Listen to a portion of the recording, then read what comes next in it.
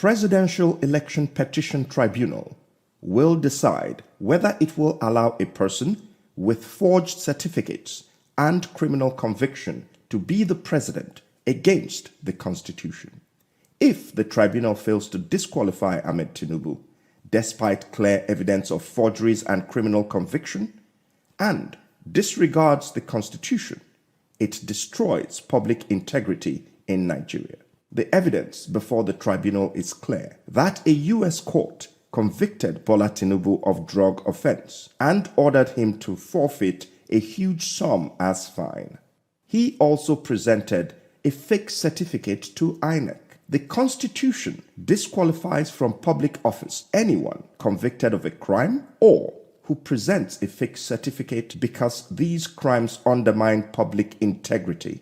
Since 1999, a speaker, a Senate president, and a minister of finance have been removed from office because they presented fake certificates. None of these had criminal convictions, but presenting fake certificates was enough to remove them from office. Today, our country is overrun by criminality and forgery. The tribunal cannot continue to encourage crime. We cannot be a republic of fraud. Otherwise, we lose credit and reputation and become a criminal state where even judges themselves will be victims. The tribunal must disqualify Tinubu for certificate forgery and criminal conviction. It must heed the advice of the Supreme Court in Saleh versus Abba that the courts must actively fight certificate forgery and should never allow anyone who presented a fake certificate to contest election in any public office. Many high-profile cases will definitely come to you, and they may likely come in company of some juicy, irresistible temptations, especially when they involve mouth-watering financial and business transactions. I'm making it clear to you now that you must flee from such disguised danger. Your reputation and integrity matter much, and it counts enormously in your rise to honor and fame in life.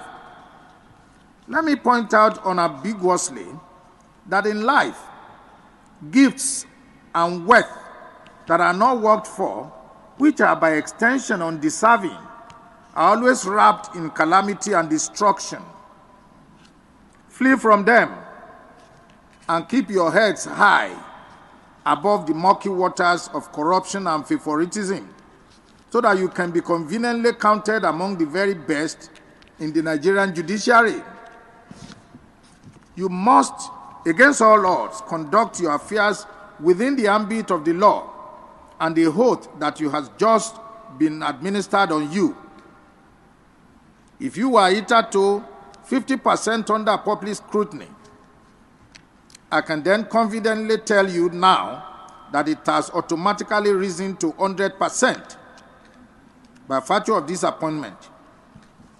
This tempo of public assessment of your conduct and disposition will now assume astronomical proportion.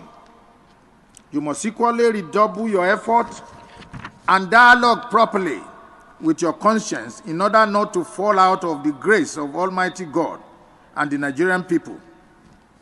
It absolutely takes nothing to join the crowd, but it takes quite a lot to stand alone with good conscience. Several novel business and industrial disputes are occurring in the country virtually on a daily basis that have now inevitably made litigations to go on a steady rise. No court in the land is spared of this. We are constantly on our toes, and the dockets are ever rising in response to the challenges of the time. This underscores the fact that Nigeria ranks among the most litigious countries in the whole world. The onus is on your lordships to fasten your belt and roll up your sleeves to face the challenges head on.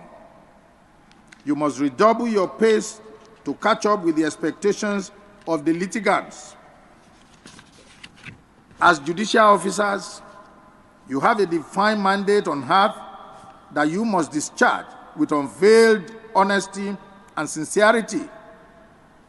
You must give good account of yourselves to justify your appointment. However, if you decide to do the contrary, of course, the sledgehammer will, without hesitation, descend heavily on you. No judicial officer at any level of our courts will be allowed to drag the reputation of the Nigerian judiciary into the mud. We can't come this far to fail. Take heed of this admonition by working rightly towards occupying an enviable space in the annals of the Nigerian judiciary.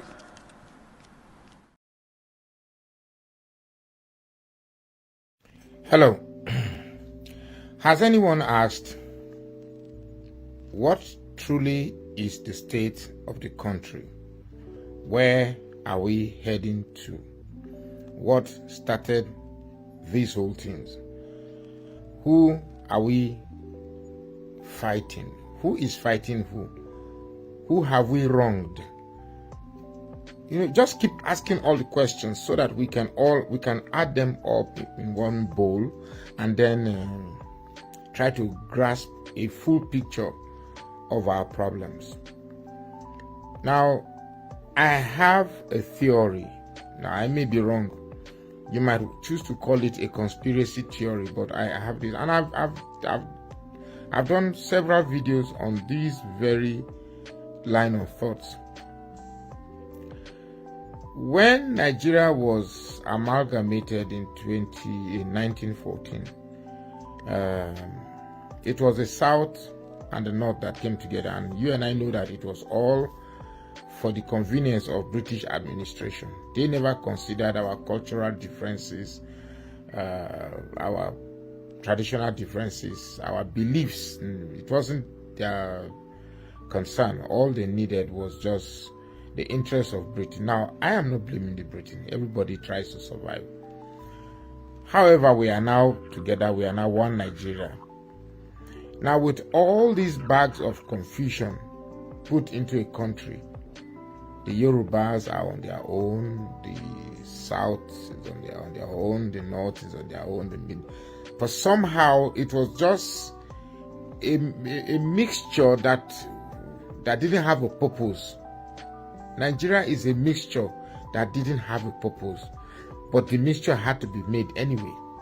And we all came together. Muslims, Christians, Yoruba, Hausa, Igbo.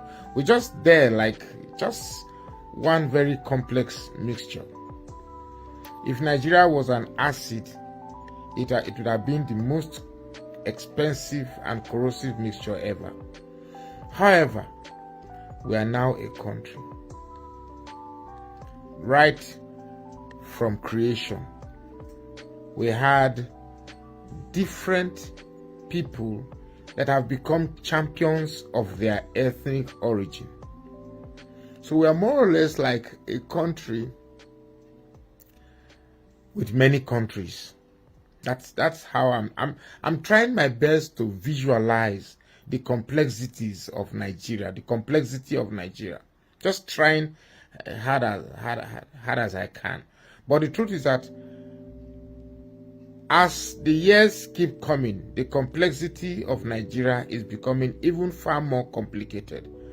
I think only the world genius can actually decipher and separate the problem in their problems of Nigeria in their true perspectives. But right now, I'm just trying to do my best.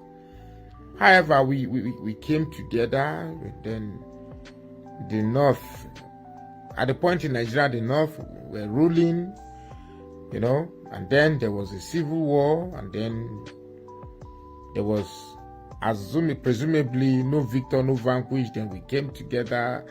The North also took over again, taking over the military and ruled. And then, just yesterday, I saw a documentary from David Hundeyin about the drug cartel business in Nigeria. And quite frankly, watching that video changed my whole perspective. Changed the way I see Abiola. It changed the way I see the Yoruba nation. It changed so many things in me. You might want to look for the video from drug baron to president. Is it from drug lord to Asurok? I think they know how. I can't remember how I titled it again. Changed my own perspective. So right now, Nigerian leadership has always been between the northwest and the southwest. That southwest, northwest. Whereas the rest of us are more or less like sit down look. But I've been thinking about this. It's like a marriage between tribalism. The problem of Nigeria right now. Look, let me tell you, if you're a Nigerian, if you know how to pray. If you know how to scheme. If there's anything you know you can do, because I tell you that the fireworks will soon begin. If you think it's going to get better, I don't think so. Well, for me, I'm just hoping, because that's the only thing in the bag. That's the only thing in my pocket to hold on to. That's the only thing now that can fit into my palm in Nigeria. Hope. But my hope ends at the judgment of the tribunal. And I'm sure that's what everybody in Nigeria is waiting for. My hope ends with the outcome of the tribunal. After the tribunal, I will know whether there's still in Nigeria or not. Forget about the Supreme Court. In any case, Nigeria is now where it is. Everything is becoming so complicated. Like I said, Nigeria now is bedeviled by a combination of tribalism and religion. A combination of criminality and what is there again? Combination of criminality and deception. And everything about what is wrong in Nigeria is coming from the northwest and southwest. Permit me, this is not a slight at the people, but these are the people that have been in leadership. And the sum total of their leadership is what brought us today. It's the cumulative failure of leadership of the northwest and the southwest that has brought us here. And quite frankly, with Tinubu as president, there is no solution in sight. We have one group trying to establish a tribal supremacy. It is evident in Tinubu's approach, very, very evident in Tinubu's approach. We have one group trying to establish a tribal supremacy and another group trying to establish a religious supremacy. But what is even more funny about these two groups is that one is thinking it's using the other. The Southwest, through Tinubu, actually believe right now. I'm talking about what I think. I think it's my opinion, and I may be wrong. Please, I stand corrected. Tinubu, as a Yoruba champion that he believes, think he's using the Northwest to get to where he is. And the Northwest think they are using the Southwest to establish their religious dominance. And the Southwest think they are using the Northwest to also establish their tribal dominance. So what I'm afraid for, what I'm really afraid for, is if they have accomplished a symbiosis. If their idea, if this devilish plan has a symbiotic effect. By symbiosis, I mean if they are complementing one another. If the reign of tribalism, that's the supremacy of the Yoruba nation above Nigeria, and the supremacy of Islam above Nigeria, if one is going to complement one another to achieve its objective. That's what I mean by symbiosis. And surprisingly, one of them is only going to reign. I don't think the Northwest cares about the Southwest tribal agenda. And I also don't think that the Southwest cares about the Northern religious agenda. One of them will give way to the other. And before that happens, something cataclysmic must happen. It's so unfortunate that since independence, these two groups have not assimilated other people. Sadly, that is now the crux of our problem. The inability of some Yorubas to see themselves as Nigerians. The same thing goes to the Northwest. The inability of some religious extremists to see themselves as Nigerians. And I need to elaborate this very point. As Nigerian means, for instance, if I'm the president today and I'm looking for who will do this and who will do that, my mind does not restrict itself from the pool of my ethnic proclivity. In other words, my mind does not say because I'm an Orobo man and I'm the president of Federal Republic of Nigeria, when I start looking for people, I only look for Orobo people. And that's another bane of our problem. Buhari was president, that was what he did. Tinubu is now the president, that is what he's doing. We can't continue like this. We cannot continue like this. Now we are suffering the drawbacks or the retrogression of a tribally minded individual with such inundating criminal orientation. We cannot go anywhere with these people. And even if we say, okay, let us endure Buhari's, Tinubu's, whether it's 4 or 8 years, God works miracles. Then a Shetima will come in and take over another religious era. We don't want a tribal era. We don't want a religious era. All we want is a Nigerian era. What do I mean by a Nigerian era? A Nigerian era is where people with great merit that is connected to their psychology and abilities to bring policies that can benefit the whole of Nigeria, irrespective of which religion you practice or which tribe you belong.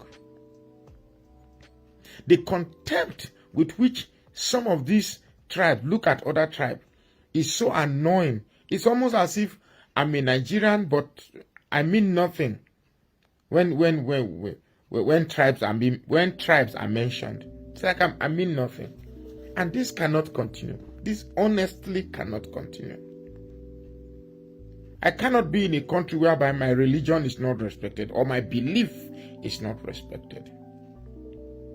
Trust me, this Muslim ticket is not a political strategy. It's not for the purpose of winning election. It's a deliberate attempt to finally establish the supremacy of Islam in Nigeria. Take it or leave it. That's what this is about. Now, don't get me wrong. There's nothing wrong with Islam. But when you weaponize Islam for the purpose of subjugating other religions, then that's a problem. When you weaponize your tribe for the purpose of establishing your tribe to be superior to other tribes, that's a problem. Nigeria contains 375 ethnic nationalities. No one single tribe should claim or feel superior to another.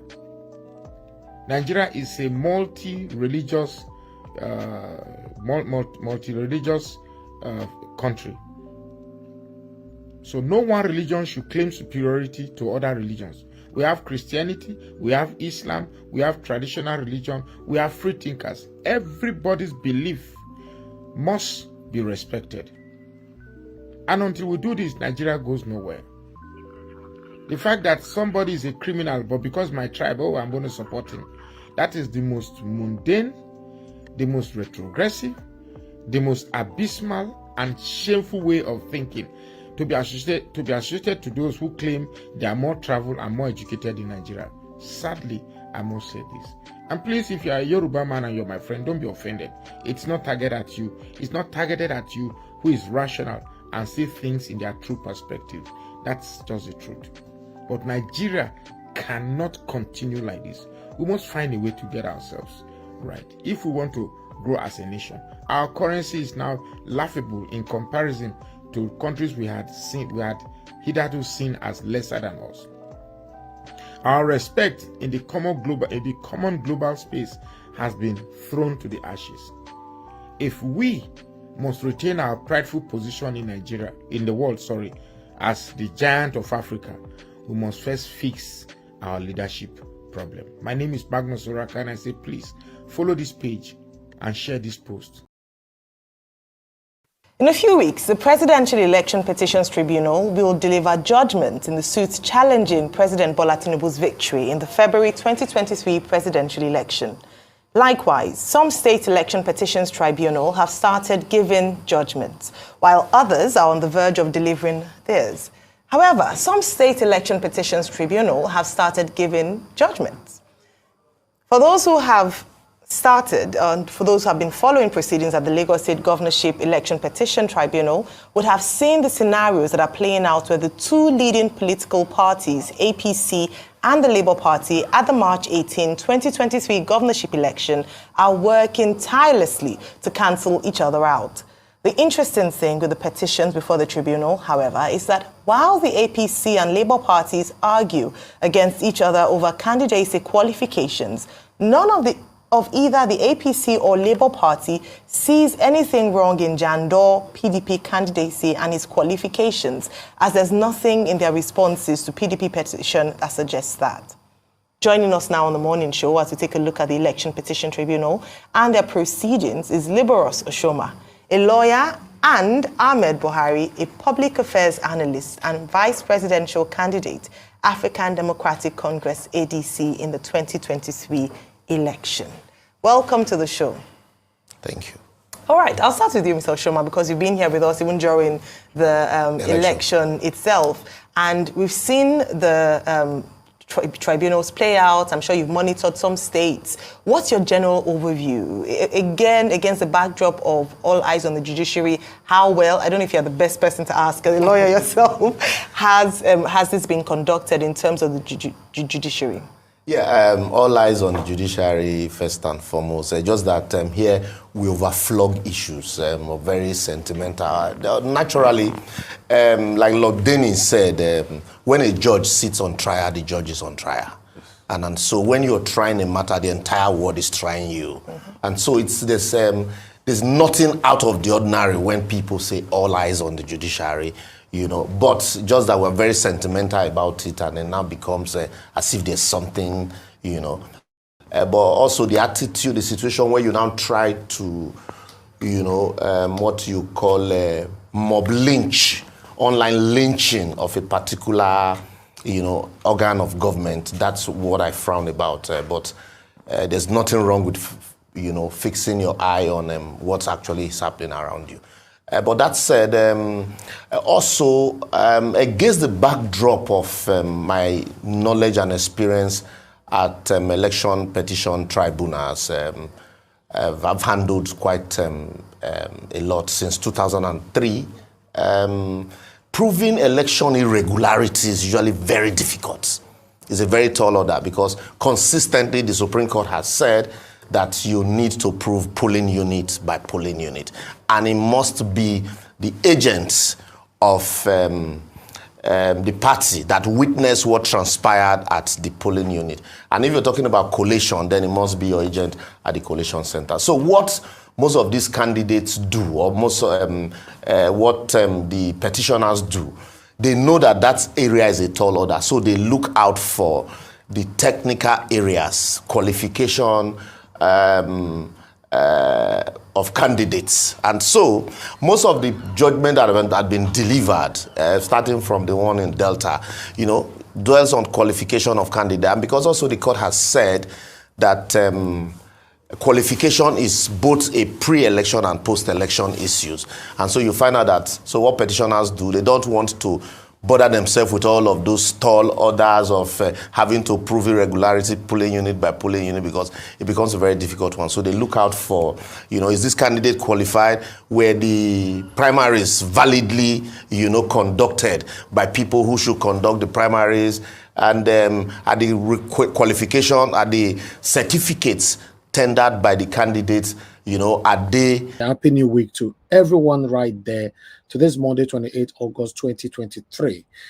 I'm excited to be here again to talk about the things that's affecting you and I in our country. I appreciate you all, my people. I would like to quickly mention just one or two names, but I've showcased so many names already.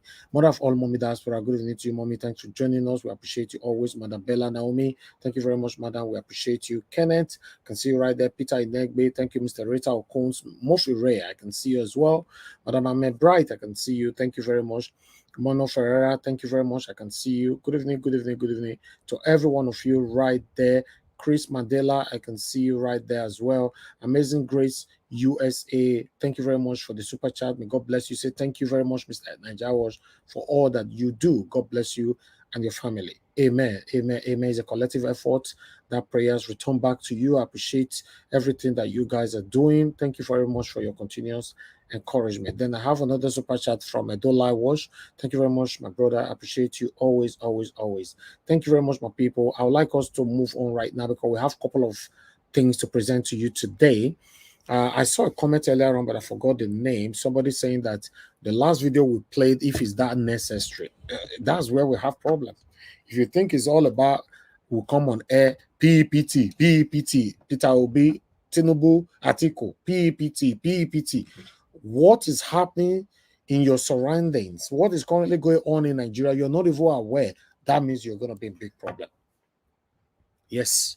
Other thing that you must understand that Nigeria Watch have been in existence for years, for so many years now before Mr. Peter Obi came in. This is the first time we are dedicating our channel, to do this course that we are currently doing right now to support Mr. Peter Obi to become the president of the Federal Republic of Nigeria. Because after my scrutiny, and I get to understand that he's the only man that can rescue us out of the situation we are now. Although, before the emergence of Mr. Peter Obi, I was already supporting Sowore, because Sowore came here to talk to us for about 3 hours, but then Peter Obi was still in PDP, but immediately defected out of PDP. That's when I decided, no, I'm sorry, Sowore, I'm not for Peter Obi.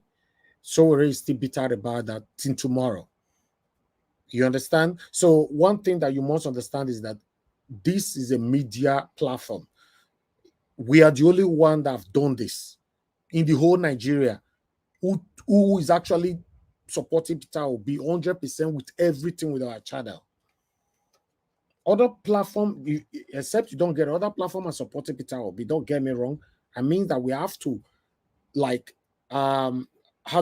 deprive ourselves out of our normal broadcasting to focus 100% here. Because if you cannot sort out the head, the body, cannot have a chance to grow. So thank you very much for your understanding. Everything we project here is very, very important. It might not be important to you, but it's very, very important to others. Because I want everybody to know what is happening around us. Remember, the same Tinubu, this that you don't want us to talk about, Tinubu wanted to create war in Nigeria. I believe you and I kicked against it, that we don't want it. Some of the things that's currently going on in Nigeria right now is going on based on the people that have stepped on Tinubu's toes in the past. Many of them are penalized right now. Are you aware now that Wike have started demolition buildings right now in Abuja? For example, if you have to go in details, you'll find out that the people that are currently demolishing their houses, you will not find only one person that is APC inside. They are targeting the people that stepped on their toes in the past. So whatever that is going on in Nigeria needs to be discussed. It's just that there's no time. If maybe we have the time, I'll discuss everything because there's a lot to talk about. There's a lot that is going on in Nigeria. But you can't report all in a day. All right? So I just wanted to educate you a bit. I don't know if you will understand, but I want you to understand that, yes, the things that's affecting you and I, that's why we are here every day. By God's grace, once this court or whatever, situation we find ourselves now, this repetitive situation that we find ourselves, that we have to come on air every day on one particular topic. I'm looking forward to leaving this topic Let's focus on every other angles. For example, they decided tomorrow now Peter Obi won. Immediately, I will start checkmating Mr. Peter Obi. Then some of you here that is listening to me right now will not like me anymore. Obviously. I go remind you now if you reach that time, you guys will not like me anymore. Say, no, I know this guy was just pretending. He never liked Peter Obi. I'm not doing what I'm doing today because I like Peter Obi. Let's get that straight. It's not because I like him. That's why I dedicated all my platforms for him. I know he's the right man for the job. It's not because I like him. So in case I start checkmating him, by God's grace, when they swear Peter Obi in, the next day I don't checkmate him, say the first speech was wrong. Some of them are going to attack me for it. But I'm used to it. I use this same platform to support Governor Godwin Obaseki, the governor of Edo State. We played a major role in him coming back to office. But guess what? We are still the only media standing today, checkmating him every blessed day. Is this Peter Obi situation that we now find the presidential election that now stepped us down a bit? Some of you can testify to it if you are listening to me. And some of you here now started hating me. How you use the same platform where you promote somebody, may become governor. You use the same platform to spoil his name. I'm not spoiling his name. I have my men on ground. We don't destroy anybody's name. If I talk,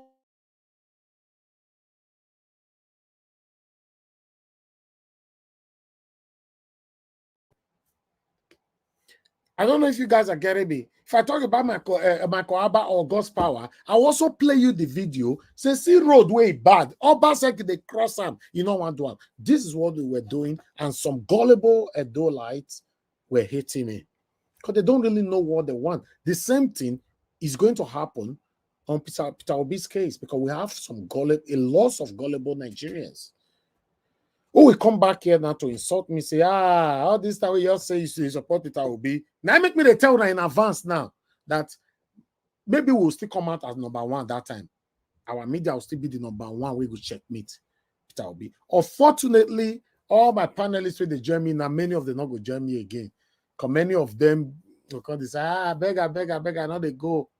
But don't worry, it's okay. If a human being create a vacuum in your life, God will replace the vacuum. That is my belief. Let me repeat. If a human being create a vacuum in your life, maybe, make we do and this most say life will be, God will refill the vacuum. A lot of people left because I'm supporting Peter Obi, for example. A lot of people that have been with me for years, they left me. Some of them left with hatred. Some left with bitterness. Some left with mutual understanding. Only one or two, mutual understanding. But many others left with hatred.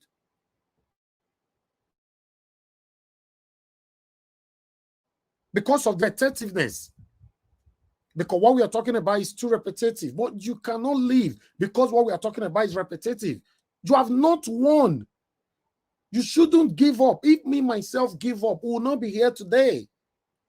You have not won.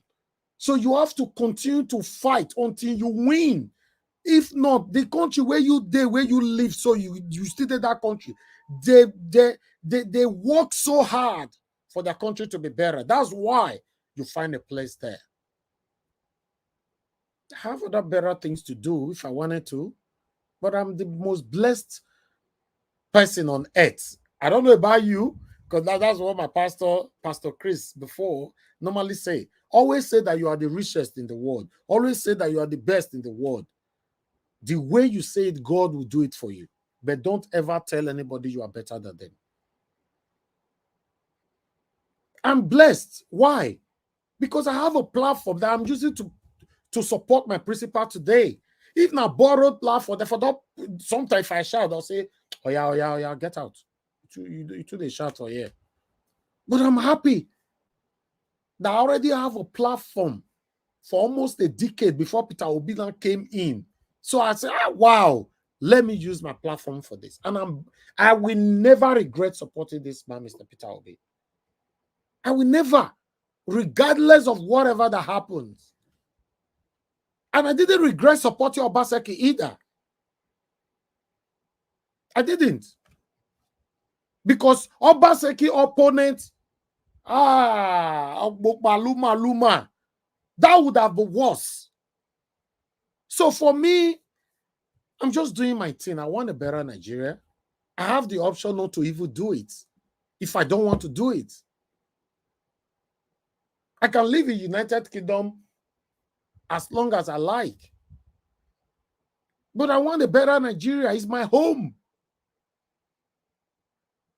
So you must do it. We got to do it. It's a collective effort. I thank every one of you that is genuinely consecrated to this movement. God bless you all. Thank you very much, Mano Ferreira. Thank you very much, sir. Keep up the good work. God bless Nigeria Wash. The worst is the silence of good people, not the evil of the bad satanic ones. You see? God bless you, sir. I really do appreciate you. Thank you. Thank you very much. My people, I appreciate you all. I would like, before I post out a link, because I have a couple of things to present. One of us, in fact, I don't know, I will just mention, that's him there. He's the one that just super chatted me now. That's his name.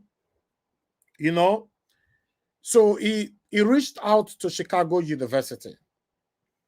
You understand? But I have to cover your email, sir. I cover your email, but all the responses, I will showcase it to them.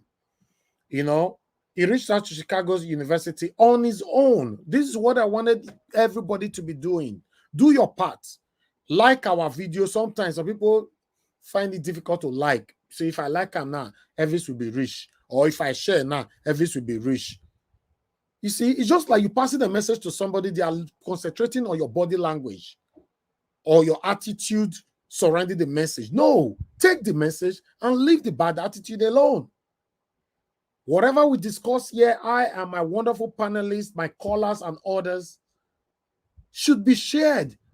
There are still lots of Nigerians that is not aware of what is even going on in Nigeria. Ask somebody in Nigeria today, some people in Nigeria today, who is the current president of Nigeria? Go still tell you, say Buhari. He's not aware. He's not aware.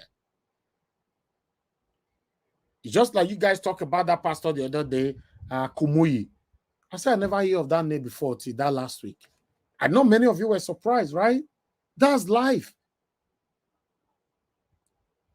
Nobody know this thing too much like that. All of us are learning from each others.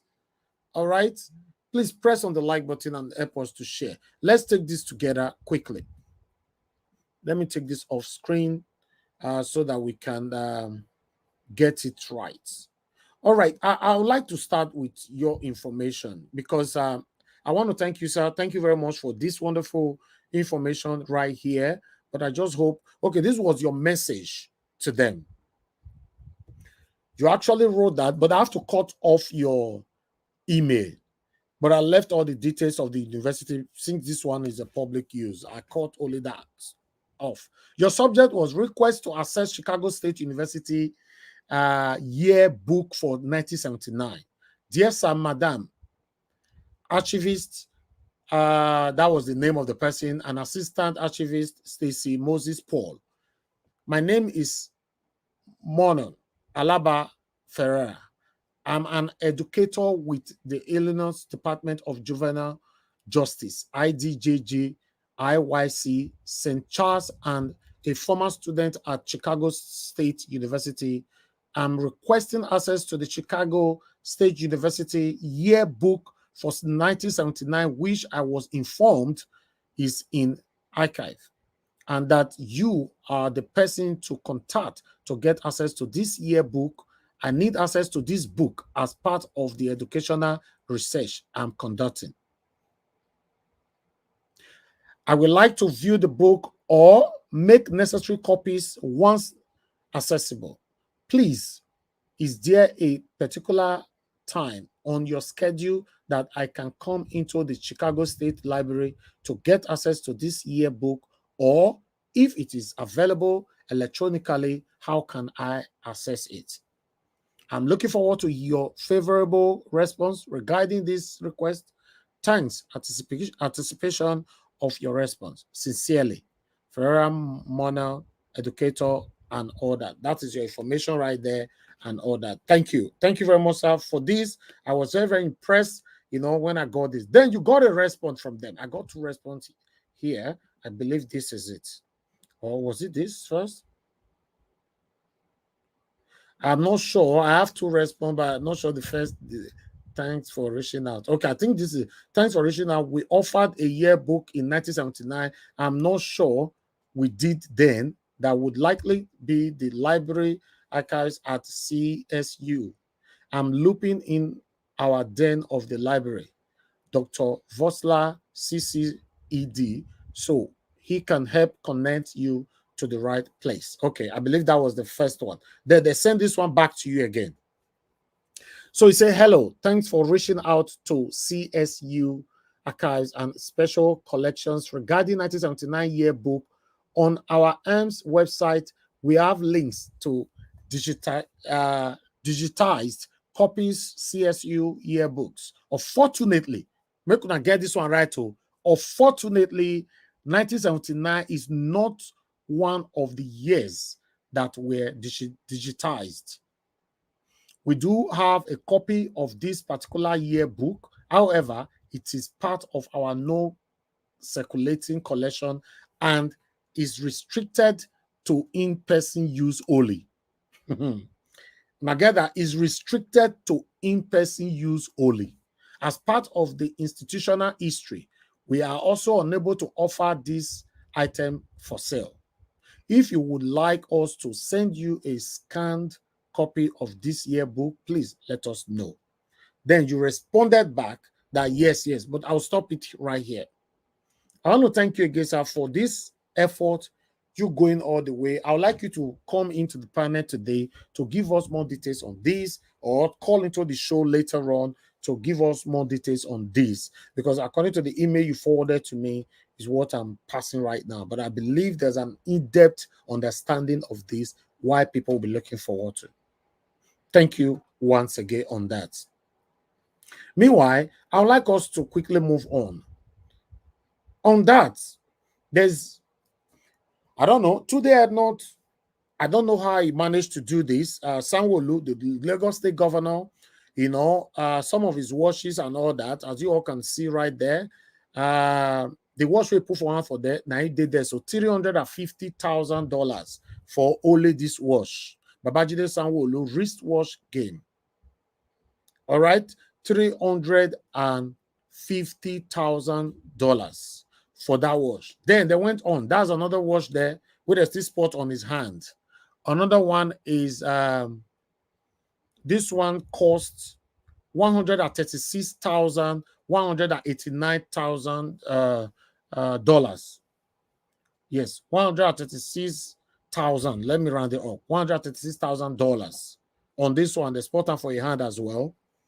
Why they spot another one again for your hand? This one cost $129,000. So altogether, we are staggering about $600,000 free wristwatch for the governor of Lagos State. I just thought I should bring it here because it's already on the public space. So, but people have responded though. This is the response from some of the Nigerians. This one say, and Nigerians are on 30,000 minimum wage. Same Nigerians are hailing him. Where has he worked to buy such? If not our collective commonwealth. Our mumu, not too much so. Okay, we have another one. I beg, leave our governor alone. This one again, I actually went to her page, I check her and everything. Now those retired Olosho that will use makeup, rub their left, back, forward. They look for men that they want to get on Instagram. I actually went because I was surprised coming from a girl. So I beg, leave our governor alone. Thank you for posting him. We know say you want more calm, but God pass you. He's a good man that deserves everything. He don't they wear them, not be today. Face your Obi. I beg, make him they wear one wash for 17 years. Destiny is different. Thank you. Kai. Now, wow. So you see, when you comment on social media, some people normally say, first your Obi, first your Tinubu, first your Atiku. Because so gullible Nigerians still believe this is all about Obi, Tinubu, Atiku. Come on. It's about our life, our future. So people are difficult to explain to. I don't know. It's difficult. There's no way you will try to explain to some people, they will never get it. But meanwhile, let's continue with reactions. His slaves, okay, his slaves are already defending him in the comment section. This one laughed. Like the previous guy, why? Showcase just now. Then we have another one here, but he's working more than all the governors in Nigeria. Second is Alex Oti. The rest should learn after they all return from Rwanda. Okay. For someone to drop $350K on a timepiece, you can only imagine what he got in luxury properties and gold shares and, of course, raw cash. Yet, you wonder why the third mainland is in a sorry state. You should say that one at Lagos in the state. Okay, we have another person here. But how do people defend things like this? Seeing crazy comments freaks me out. See these collections now. Which work they do before and during governorship tenure that makes you think he's capable of spending that amount just on wristwatch?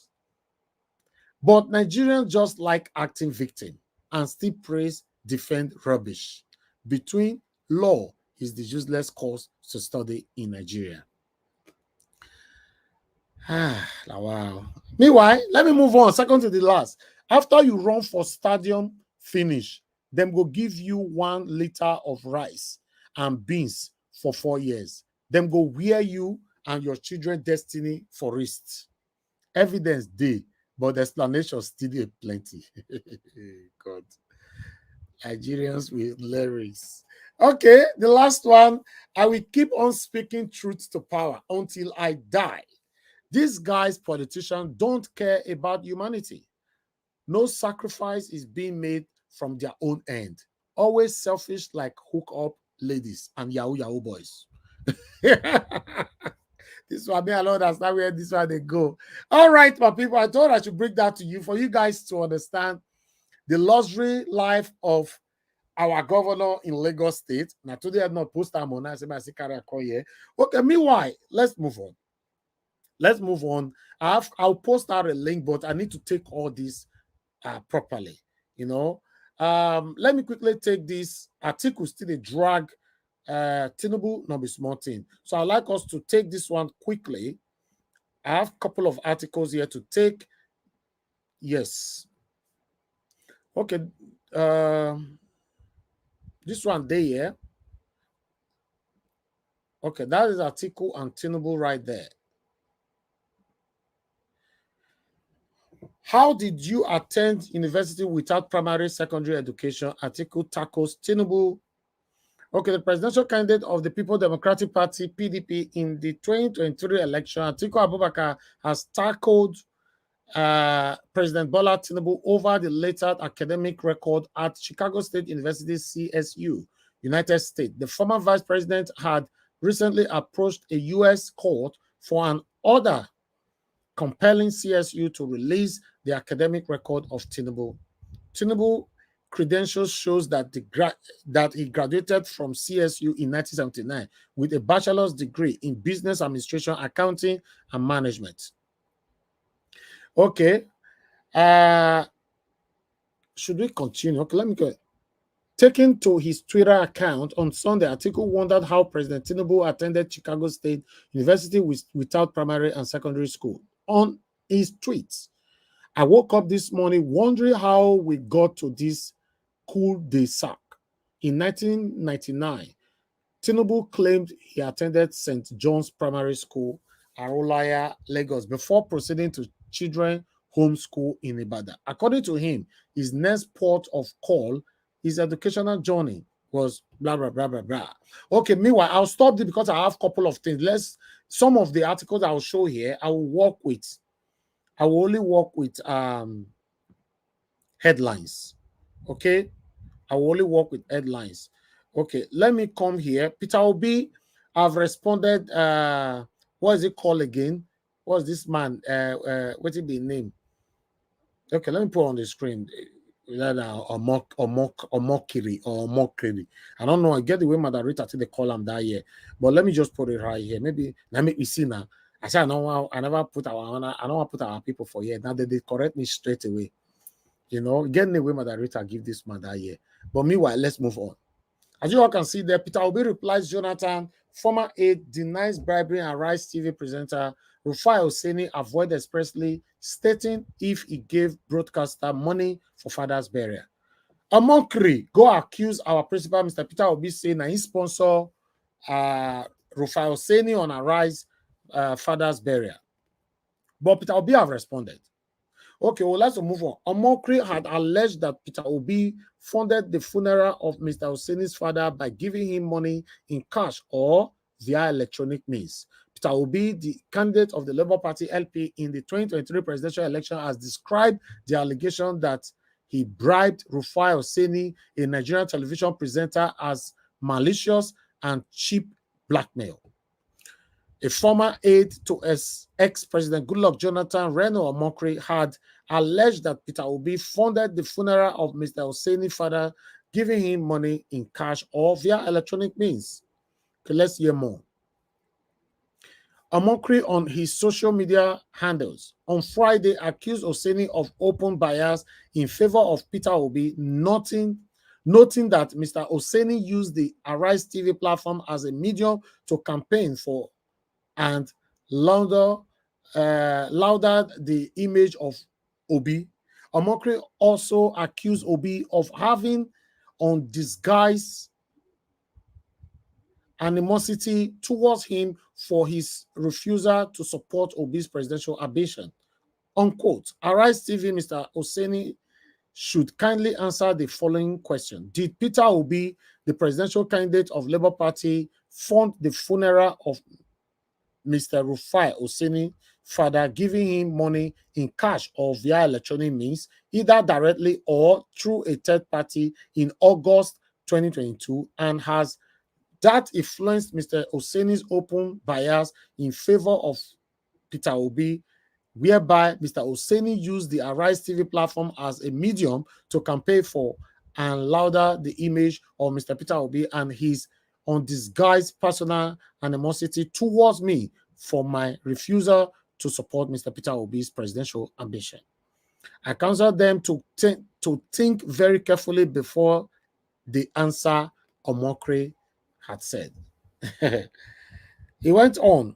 He said he was committed to finding solution to the challenges facing Nigeria, and that I'm not really interested. Okay, that's Mr. Peter Obi. Okay, sorry.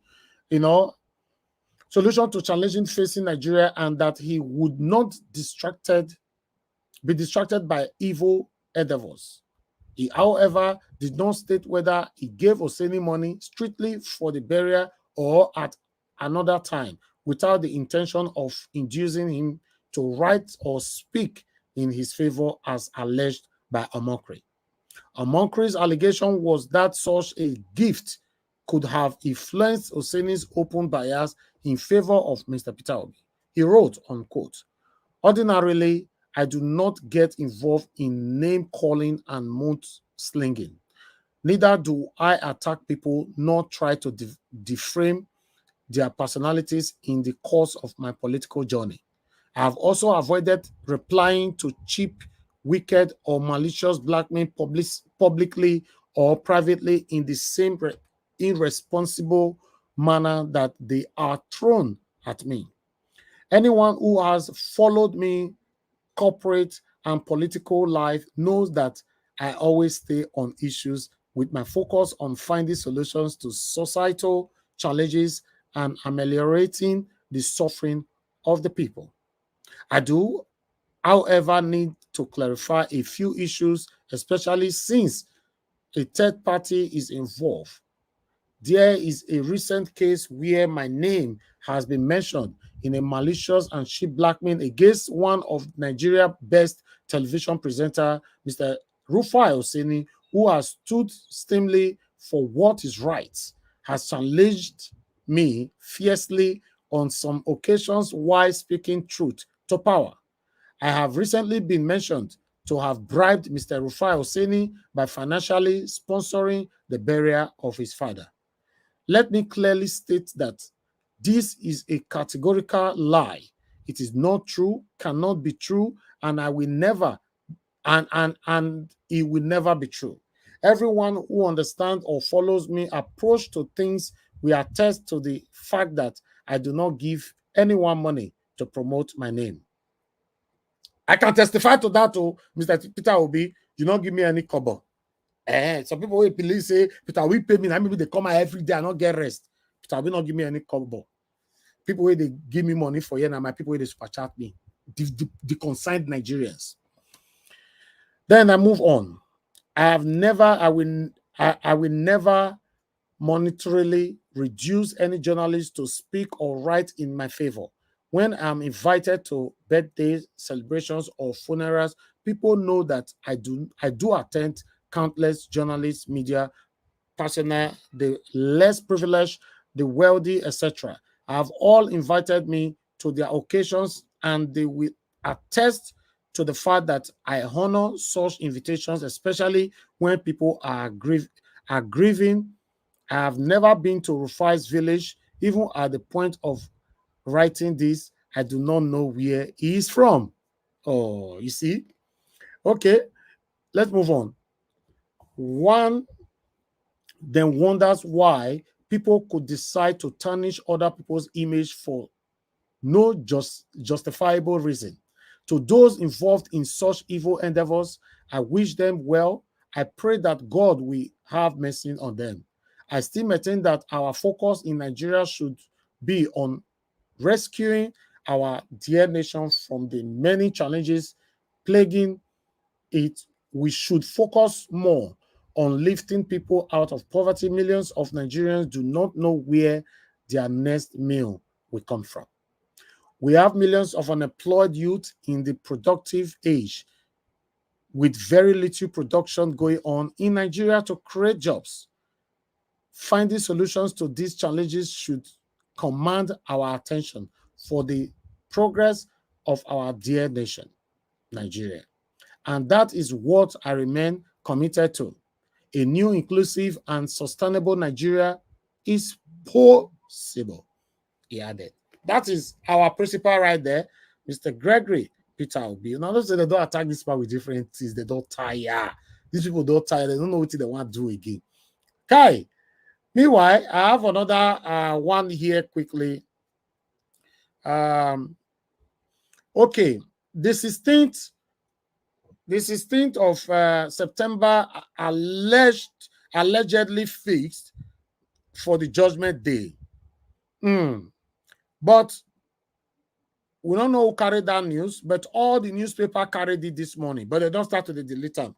Yes, Vanguard carry them, this day carry them, many of them carry them, but later they can't go delete them. You see, I don't even know what to want trust for Nigeria, to be honest. I don't know what to want trust for Nigeria. I don't know what to want trust, man. But meanwhile, let's take this. Because when I say this morning, I personally read down from Vanguard and all that. Okay, Nigerian Presidential Election Tribunal denies fixing September 16 for judgment on Peter Obi, Atiku's petition against Tinubu. All right, the Presidential Election Tribunal in Abuja has said no date has been fixed yet to deliver its judgment on the respective petitions challenging the election of President Bola Tinubu.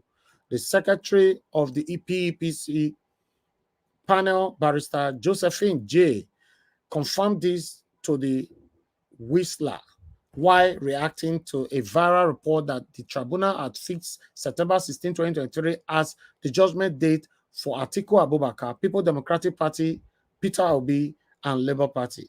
Case against Bola Tinubu, Independent National Electoral Commission, INEC, Kashif Shettima, and ruling All Progressive Congress, APC. Okay, let me look for their quote, please. I can't continue to read all this. Okay, he wrote, Obedient, are you ready? Okay, that was the person that posted, are you ready? Tribunal PEPT has announced that the judgment that for a date for the case involving Peter Obi and the Labour Party against Bola Tinubu, INEC, Chetima, and order are been fixed for 16 September 2023. Okay, but Ekporiman, while speaking to the Whistler, denied that September 16, 2023 had been chosen as Tribunal Judgment Day. Unquote, no date yet. The official replied to the Whistler inquiry. So I'll just leave it there. It's long. I can't, even as a daughter reading that. I just want you guys to know that that story is not real.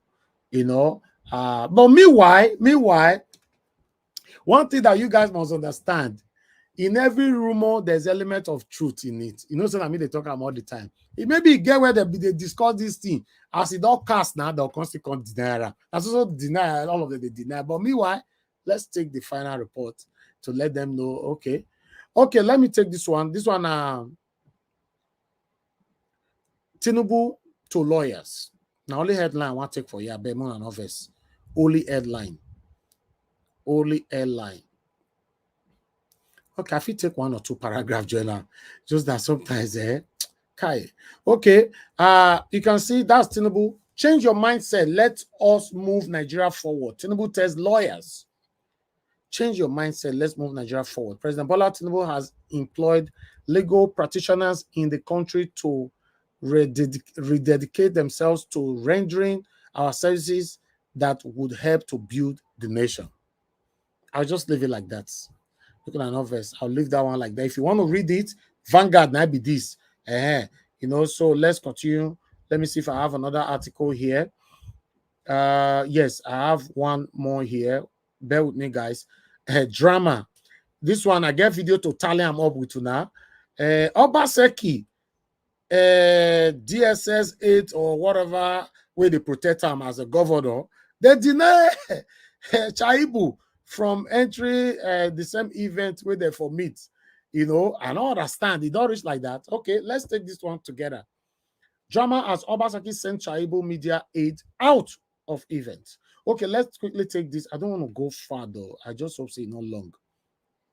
There was a meal drama that almost made the 60th anniversary colloquium of the creation of the Midwest region, now Edo and Delta State, as the press crew of the Deputy Governor of Edo State, Philip Chaibu, was sent out of the Sir Victor Uwaifo Creative Center venue of the ceremony based on orders from above. Hey, God.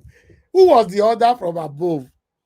An aide to Chaibu told Vanguard that they were inside before, they were flushed out, they were picked out, and flushed out again. I'm going to take that for them. God. Okay, unquote. Don't say this was the interest. I already read that for now. The deputy governor had to go, and as we speak, we are all in his house. They were asked to leave. They said it was an instruction from above. That is what the security men said. The deputy governor eventually left the venue when his media crew were not allowed back into the hall. Meanwhile, the colloquium had in attendance several dignitaries, including former governors of Edo State, including Comrade Adams Oshomole, now a senator, Professor Osarime Osumbo, former chief of staff, the Senate Sir Roland Owie, Deputy Governor of Delta State, what be all this one? And name of people me call it for you. The thing that I am in, there I stop. I'm not interested. Okay, let's take that like that. I'll play the video to tally this up. When I see the way they take bundle, they come out, I get the video. All right. Okay, what else again? Let me quickly check. Oh, okay, this is the last one for now. This is the last. Thank you very much, my people. I don't look comments, so I don't verse. I don't look comment at all. I don't know whether anybody communicated with me. I was just focused. Okay, let me post out a link. 3, 2, go. A link will be posted. Click on that link. Join me here before I will take on the video and other stuff that I have for you right here. Then so we can start talking. Thank you very much, my people. Good morning, good afternoon, good evening to every one of you. To be honest, this our presentation is not just too easy like that too. It's not easy. hard work. You have to do the research. You have to come and present it. You have to wow. Okay. Thank you very much, my people. I appreciate you all. Those of you that just joined us right now, good morning, good afternoon, good evening to you all. And God will bless you. Happy New Week to you all. Today is Monday, 28th August 2023. Oh, thank you, my people. Let's go for a quick break. I can see a couple of people already with us on the backstage. I will set you guys in immediately. We return from the break.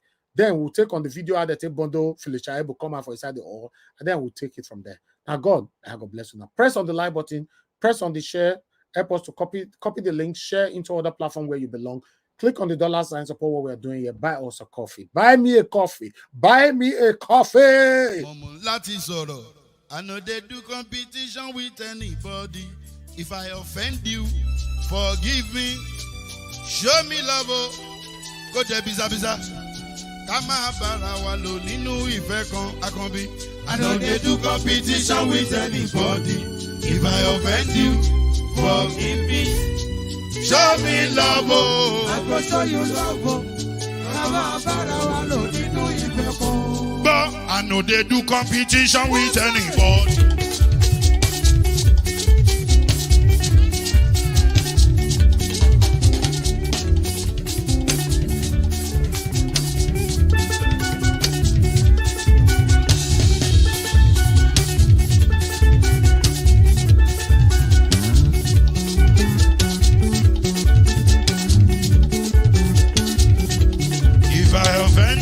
Forgive me, show me love, I go show you love. Kama bara walo ninu ife kan. I don't need to competition with anybody. If I offend you, forgive me. Show me love, I go show you love. Kama bara walo ninu ife kan.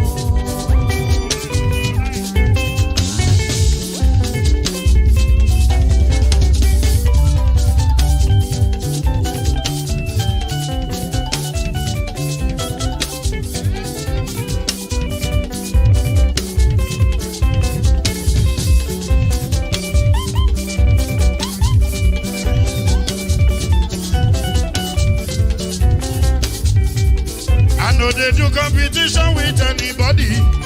If I offend you, forgive me. Oh, tó bá ti sanwó fún Ṣẹ́gun nàbí o. Ẹ fẹ́ jókòó. Alákọ̀bí. Ṣẹ́gun nàbí. Alákọ̀bí. Sábà mẹ́la. Anybody?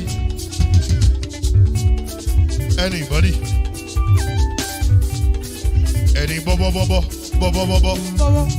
Anybody? Mo ló ń folú, ó gbà mí bó ṣe rí mi láti finishi. Délé mo ló ń folú, ẹ jẹ́ ń sọ̀rọ̀. Délé o.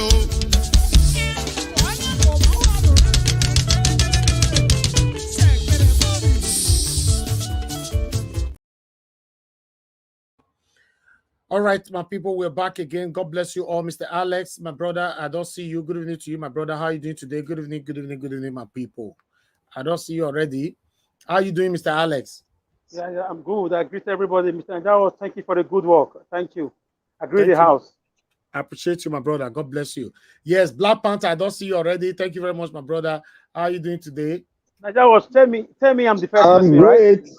Thank God for today is Monday. And thank God today, now really laughter of the week. Naja, please tell me I'm the first person. In Edo State. Nobody do the art, Alessi. Go sit down there. Only today when you still be number one now. I'm the first person. I won. Declare me the president. No, you win. You want to make everybody notice that. I'm surprised, oh. I don't know how you take Declare me the president. Declare it, please. Don't delay it. You won. Thank you. Address me as His Excellency. Thank you. I'm trying to go to the window now. Now I'm gonna be the winner before, you know. All right, let's move on. Let me call on the Thank you very much, my brother. Once again, Black Panther, God bless you. Give us a mandate, my brother. It's good to have you on the panel. Thank you very much for all you do. I appreciate you, my brother. Give us a mandate. You are there? Okay, you're not there right now. Let me move on to the next person. Okay, Emmanuel, thank you very much, sir, for joining us. Good evening to you, sir. How are you doing today?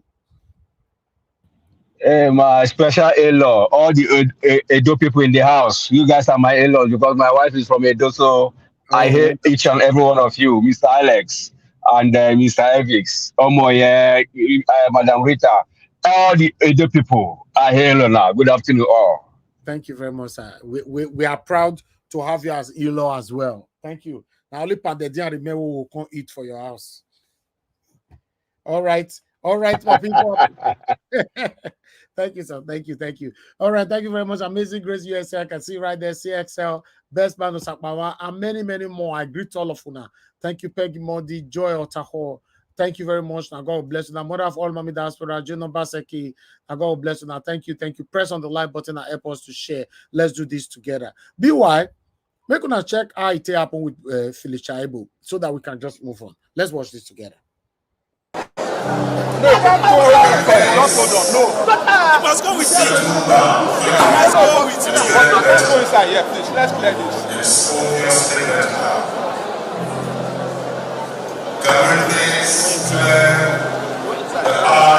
Stop going, please. Don't go in. Videoing what is happening. No, it's not fair. It's not fair. Tell them to video what's happening. So just hold on, let me get instruction.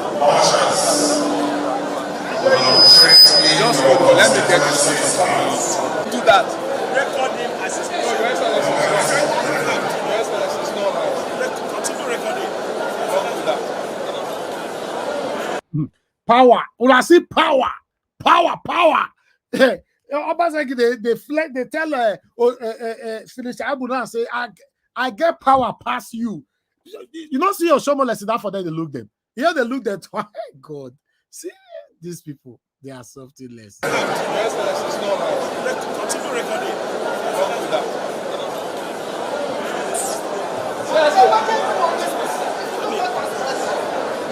Our journey the cause of our common destiny. 60 years after, we are gathered to know the way forward. Let's go. Retrospectively, what we are.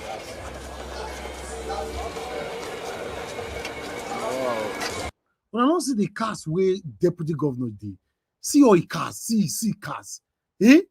Deputy governor. Nigeria don't finish. We are going nowhere. To be honest, we are going nowhere. You'll see all their satanic support our constant president just now say, Nigerian government make una cut down the cost of governance. Let's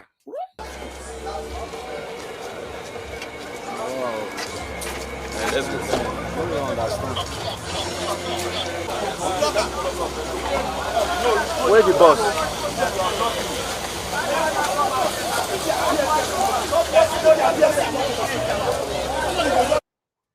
Hi, now, wow.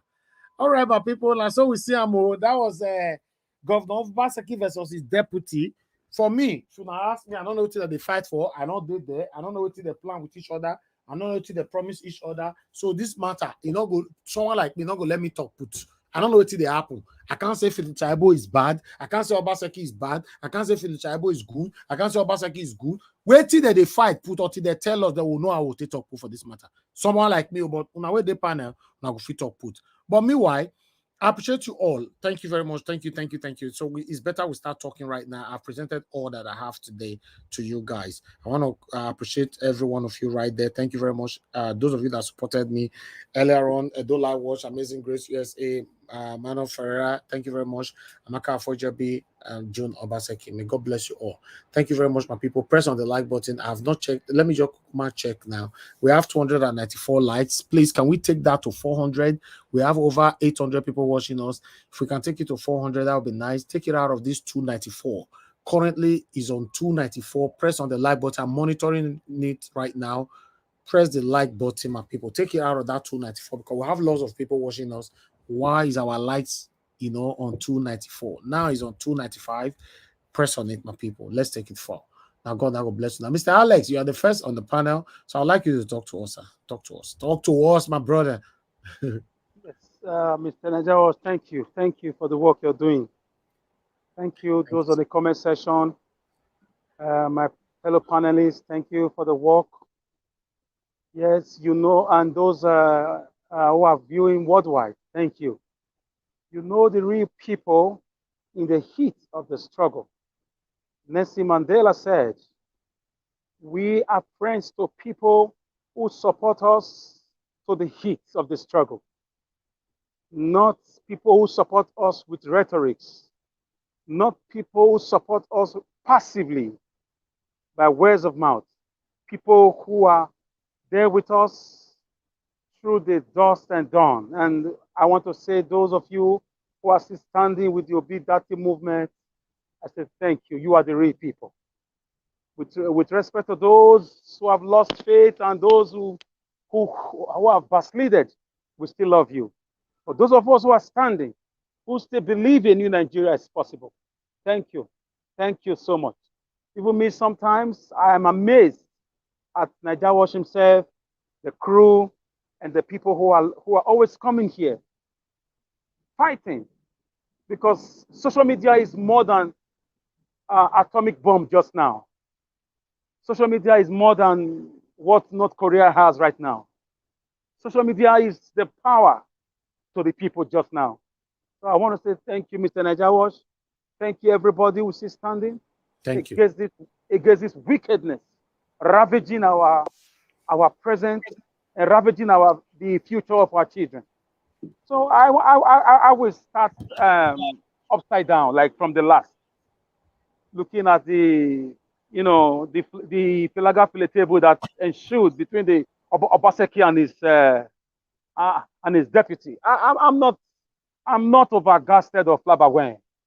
I'm not taken aback at all. Well, I think somebody amongst two of them is trying to play the mind game they did play on Edo people in 2020 when they cried out that APC, then they were in APC, some APC cabal wanted them to share money and they were after their lives and so on and so forth. That the lives of Israel Yamo and Oshomole and the present day INEC elect president. The Edo State people came all out, received Obaseki into PDP and stood by him. And we had a saying that Edo not be Lagos. That's how this guy got the sympathy vote of the people, although he used it against us. So what I'm seeing now is that why are they quarreling now because elections are around the corner? I'm not a fool. Nobody is a fool. Why didn't they quarrel when they were busy looting Edo State money all this while without accountability? When Buhari mentioned that he gave 13% derivation money to oil producing states, he said it verbally that we should ask our governors. When all the governors were giving account of their monies, why didn't Shaibu and Obaseki come out to tell us how the monies were spent? Why didn't they fight? Why are they fighting now at the tail end of their tenure? Because there is no budget anymore. There's no monies to be borrowed. There is nothing to be allocated anymore. They've done all the sharing. So for me, I see this Krinkum Krankom as an unnecessary distraction or a political boogaboo that we should not entertain. Because right now, Edo is like 20 years backward. Edo is still enjoying a lot of amenities provided by Ambrose Ali and Ogbemudia. So I'm not saying it did not just work, but what I'm seeing is a mind game for me. It's a mind game. It's a game to switch votes. They are looking for votes. Somebody is trying to play that anki-paki double-decker politics with us. So why did they fight when Fulani Esme were ravaging our farmers, raping our women? I just watched a woman calling into your program, telling you how her grandmother was raped and also killed on this platform, that she will never come to Nigeria again. Why did Obaseki and Filishaibu fight and respond to that thing? When the video of the governor inside the flooded area emerged, in the whole social media went viral, why didn't Shaibu come out to give his own side of the story that Edo is really backward? when they are busy blaming the federal government. Because when they were campaigning for our vote, they didn't tell us about the federal government. They didn't tell us about the flooding. They didn't tell us about the insecurity. They promised to be responsible. Why are they fighting now? What are they fighting for? For their selfish interest. Although women are under discussion on, have you been to our marketplaces? Mr. Najawash is an eyesore when it rains. Our mothers are inside mud water. Inside dirty environment. I gave you a video some time ago about Amagba market, Ugbo market rather. That is just a sample. No infrastructure. What you use to rate a government is the infrastructure on ground. The renovated or the newly built and the impact on education. No one primary or secondary school built under these two thieves who are fighting themselves, Obaseki and Shaibu. No one market built or renovated. No one government primary school built or renovated under their 8 years of criminality. No one. Show me one. Show me one primary school. Show me, give me 100 of those students they gave scholarship to. I will come out and say, sorry, there's nothing like that. Show me 100 Edolites that these two people gave empowered with scholarship. Or the best student in Edo State, WAEC, NECO, primary school, secondary school, that they gave sponsorship, partial scholarship, or whatever. Show me one industry they created in the enabling environment for. Show me one Edo person that brought industry from abroad because of the good policies of these two thieves. They are fighting for their personal interest. Look at the cars the deputy governor is using. Of course, the governor. So, as you said, Nigeria is finished. We don't have people who are selfless anymore. We don't have people who are inspired by books anymore. We don't have people who will tell you about Mandela, who will tell you about Sankara, who will tell you about, Toure, who will tell you about Patrice Emery Lumumba. People who will tell you about Nnamdi Azikiwe, Awolowo, and so on and so forth. We don't have people anymore. About Macaulay. We have no people. We have criminals, thugs, cultists. Why are you wondering why cultism cannot stop in Edo State? Because most government leaders are part of it. They will arrest them tomorrow. Tomorrow you see them, and you hear people taking each other's lives. In a state, you have a governor and a deputy governor. So our Shaibu and Obaseki should be ashamed of themselves. We know the game. They should fight themselves to stupor. It's their business. They are not the first to fight. Obasanjo fought Atiku. So we've seen it before. It's all about personal interest. It's all about who will be the next governor. And we will not play that game. We have another topic. So, yes, Najawash, thank you very much. I'm sorry, I can talk on that for 5 years, Najawash. I'm so sorry. I was lost in thought because charity, they say, begins at home. For me, I wouldn't blame rain or mockery. The guy has become a mockery to himself, according to his nomenclature.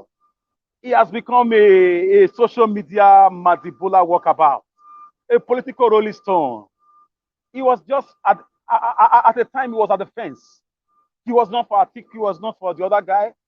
The guy is not to be taken seriously. I'm happy with the response of Mr. Peter Obi. A true leader with true ideas and true vision, by the attacks he or she gets. Is normal.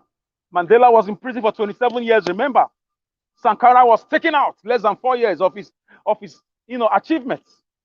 Emery Lumumba was also cut off by those by the enemies of the state. So Obi, the attacks on Obi is a normal thing. It's normal for me. So I'm happy with the way he responded. Rena Mokri, if Jonathan Goodluck developed Nigeria, he will not be abroad. What did they achieve? Because he was part of that government. What was the achievement to the history of this country? So I just feel we should just push him aside to the dustbin of history where he belongs to. Of course, things have exchanged hands. Suddenly he has switched sides. He has kept quiet on the Ahmed Bola Tinubu's saga about the drug activities, about the certificate forgery, about the INEC switching of beavers, about Obi winning Abuja and Lagos. He has suddenly gone numb and deaf and dumb. He has suddenly gone to political oblivion in that regard. I don't blame him. It's not his fault. He's a very hungry man. The money they took on that Jonathan is finished due to lavish lifestyle. So they are always looking for a way to repeat the purse. So they have to take side with the party of the day. But their days are numbered. I believe Obi will get his mandate. As for Atiku going to Chicago to do what he's doing for me, I still see Atiku and Tinubu working together. I don't care. I cannot be dissuaded. I'm too politically smart. I'm too diplomatically smart. Atiku is what listen. Atiku and Tinubu brought in Buhari in 2014, 2015. Go and watch those clips. So don't be fooled. Forget about who is at the forefront. Forget about it. It was intentional that Obi was placed at number 3 for this very reason. Should anything happen, Atiku will be rolled in, God forbid. So Atiku and Tinubu are the same. Whatever he's doing for me, they still talk beside closed doors. So this guy is just, for me, is a secret behind the mask. There's a finger behind the shadow. So don't take him seriously. Even if what he's doing is bringing facts, but I still feel he's on the camp of Tinubu.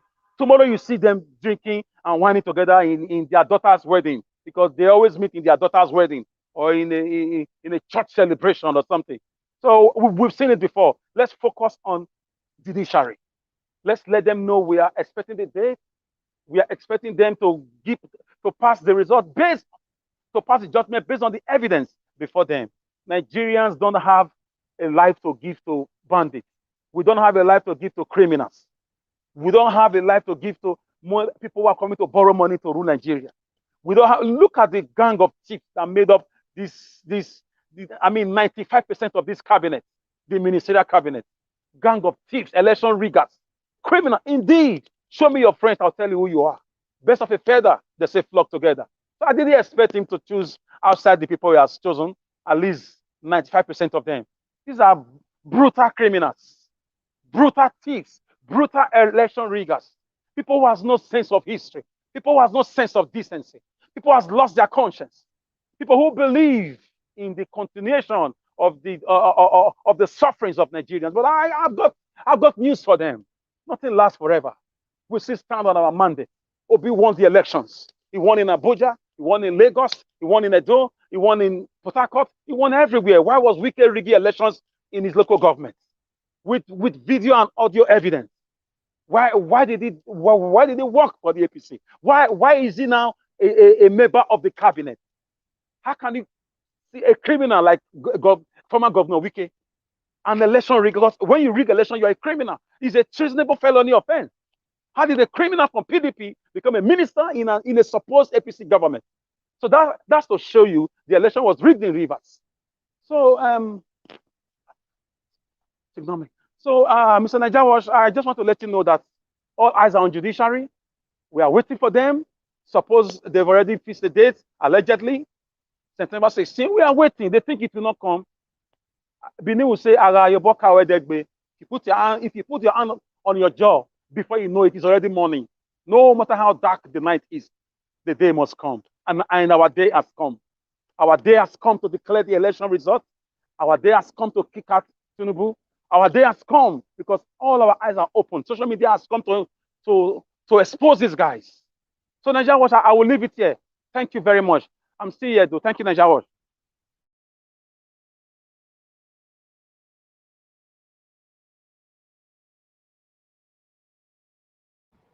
Thank you, Mr. Alex. I appreciate you, my brother. Thank you very much for your submission.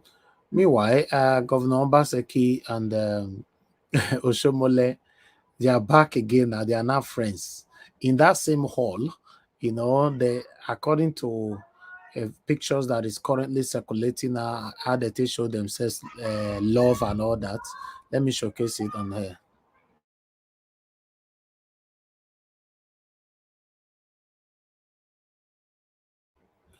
That one, Obaseki and Oshomole, right there, and that's both of them as well. So the only person they not allow me enter this hall now can be Phyllis Shaibu. What?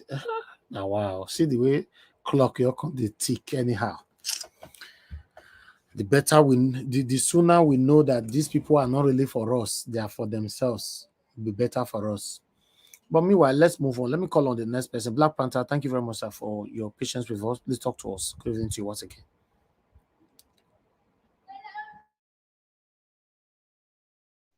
Can you skip me? Thank you very much. Okay, that's fine. Give us a mandate. Please talk to us. And good evening to you once again.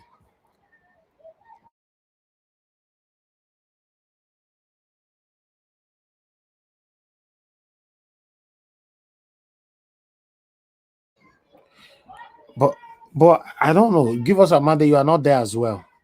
Okay, F. Emmanuel, thank you very much, sir. Please talk to us. Good evening to you, sir.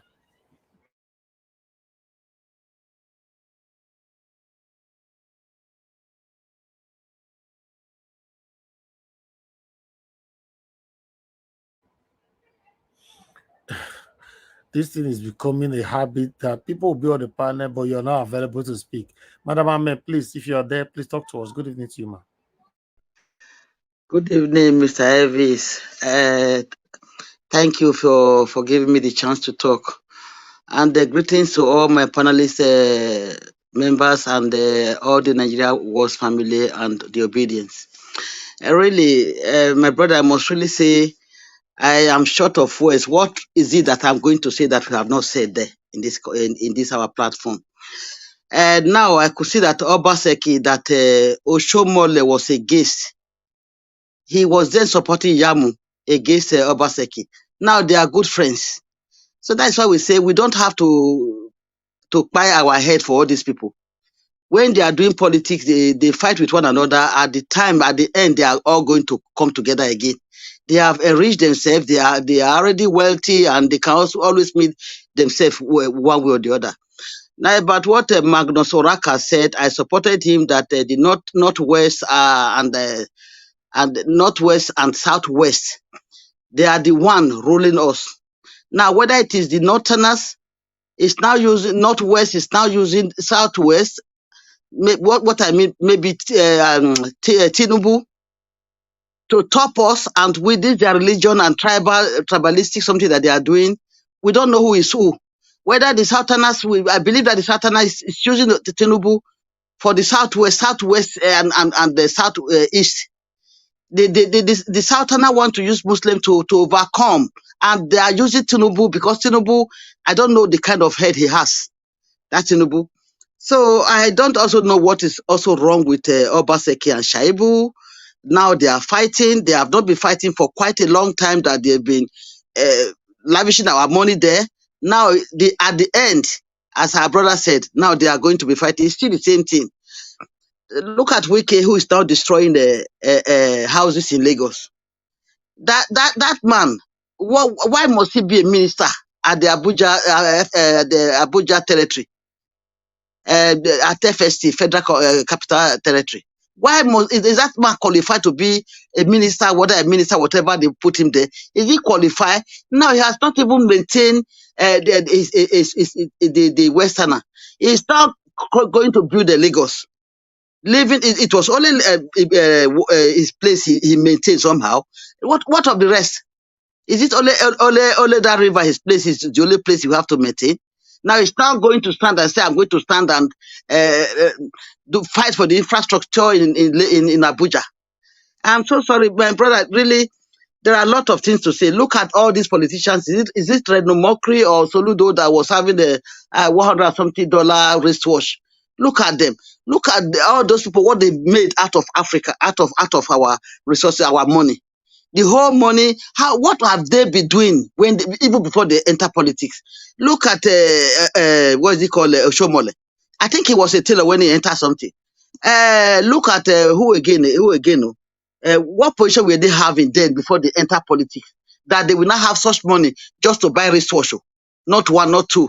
To talk of the other man I have forgotten that was always falling down in stages. That I think he was in PDP. Look at that one. When he shows his weight, even the places he places his wristwatch, shoes, and everything. My God, I don't know the kind of work that kind of person will work to achieve that, even in 10 years, not to talk of. So we just start looking at these people right from the beginning. They be eating us, and the corruption has gone deep into our blood, into our bone, that I don't even know. I pray, because I don't want to say I'm fed up when I'm saying all these things. that as deep as we've gone in corruption is too much. It's too much. I don't know how we are going to fight all this out. Look at Tinubu now. Look at the judiciary. Why are they delaying till that 180 days? Why must the judgment of Tinubu be at that last day? They might come at that 16th of September and said, oh, there's something, and they will start shifting it until Tinubu will complete his 4 or 8 years in position. We've not gone to Supreme Court. They will also use delay tactics then to make it longer. Then Tinubu will just be going. Before he will run his 4 years. Is that what they want to do to us? Please, I will not say we should not, if we don't fight to the end, we will not say we get fed up. Because me, if I look at all these things, I don't really know where we are heading to. The corruption is just too much. Look at Russia, USA, France, China. They're all interested in Niger something. And the other was the man who said it now, that we should use diplomatic to discuss with all these people. What do we have to discuss with the Western world? Do they have anything good for us? Do they want us to come up?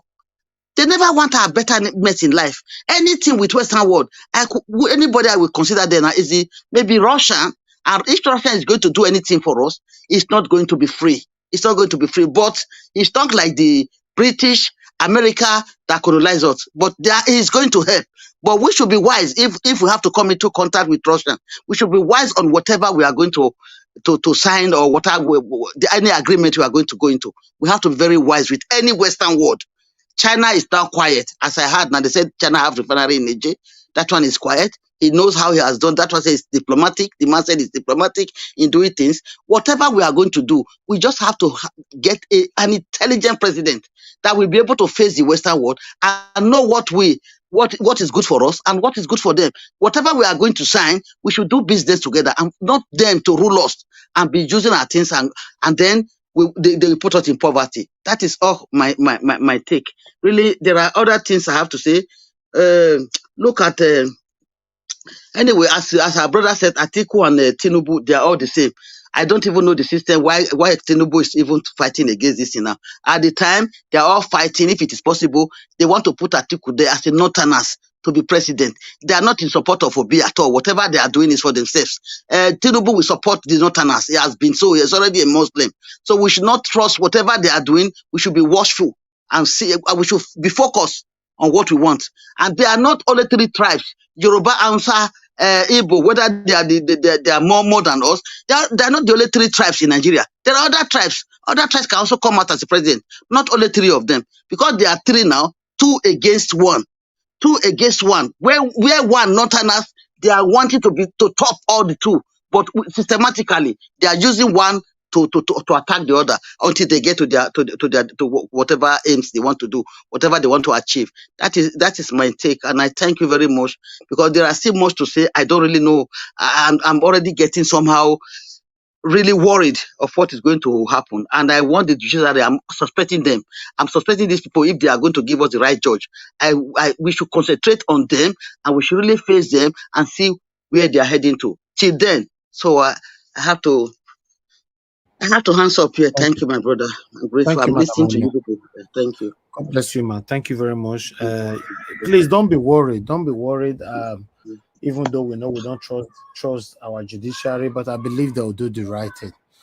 You know, thank you. I hope so. Thank you. God bless. Thank you. God bless you, man. Thank you. All right. Let me see. F. Emmanuel, are you there, sir? I'm ready now. Okay, Black Panther, you're ready now. Okay, good. Please talk to us then. Thank you. Yeah, thank you, Mr. Najaos. Happy Monday, a new week for us to excel and multiply and prosper. Remain in good health. I thank everybody that have spoken, and more are still coming to speak. And I want to thank God for what is happening in Edo State. I'm so happy. That's why I was laughing when you were showing me the picture, because I'm going to speak on it.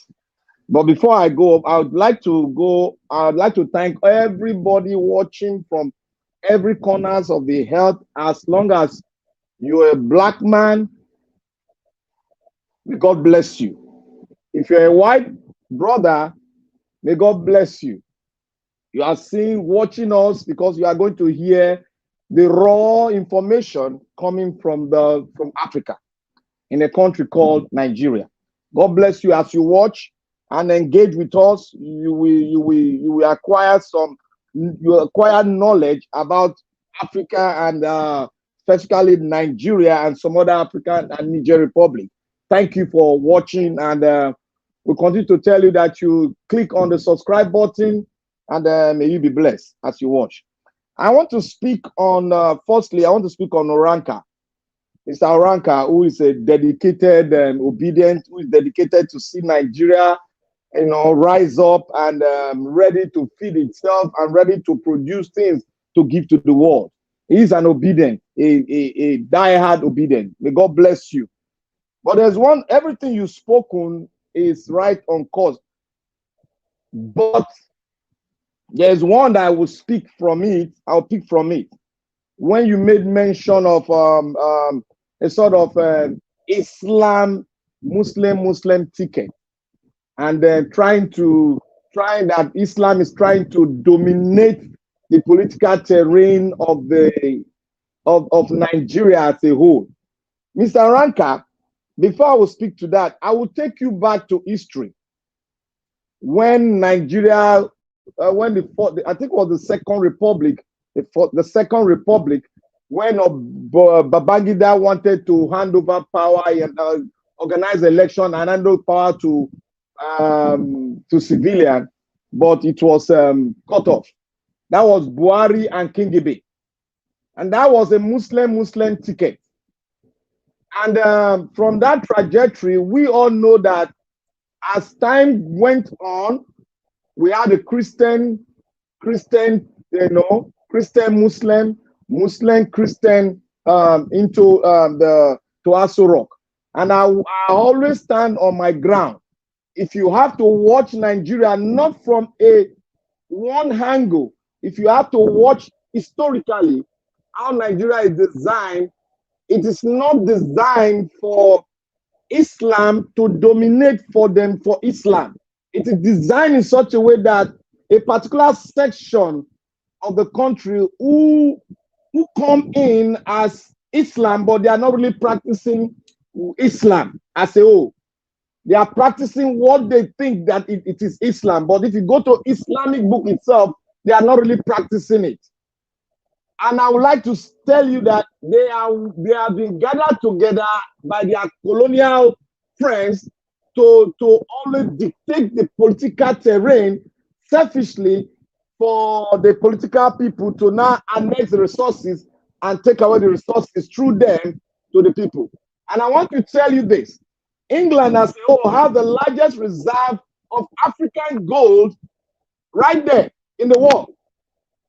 These are all, due to the black people that are connive with them to harness the resources of Black Africa to their own pocket. And for the Islam ticket, it has happened before. And Nigeria is bigger than what we think. If they say they want to play that trajectory on Muslim ticket for Muslims to try to dominate the political terrain, that will lead to final separation because it's going to balkanize. And when we think about balkanization, it's going to lead to the political politicians from the west, from the east, from the south, middle belt to align together and put forward a declaration, which is going to be tantamount to the North as a whole. And the North does not want to hear the South, the region to come together and alienate them from the whole political atmosphere. That is it. If they decide to do that, it's going to cut Nigeria into two, because that will lead to the political clans from other regions to come together.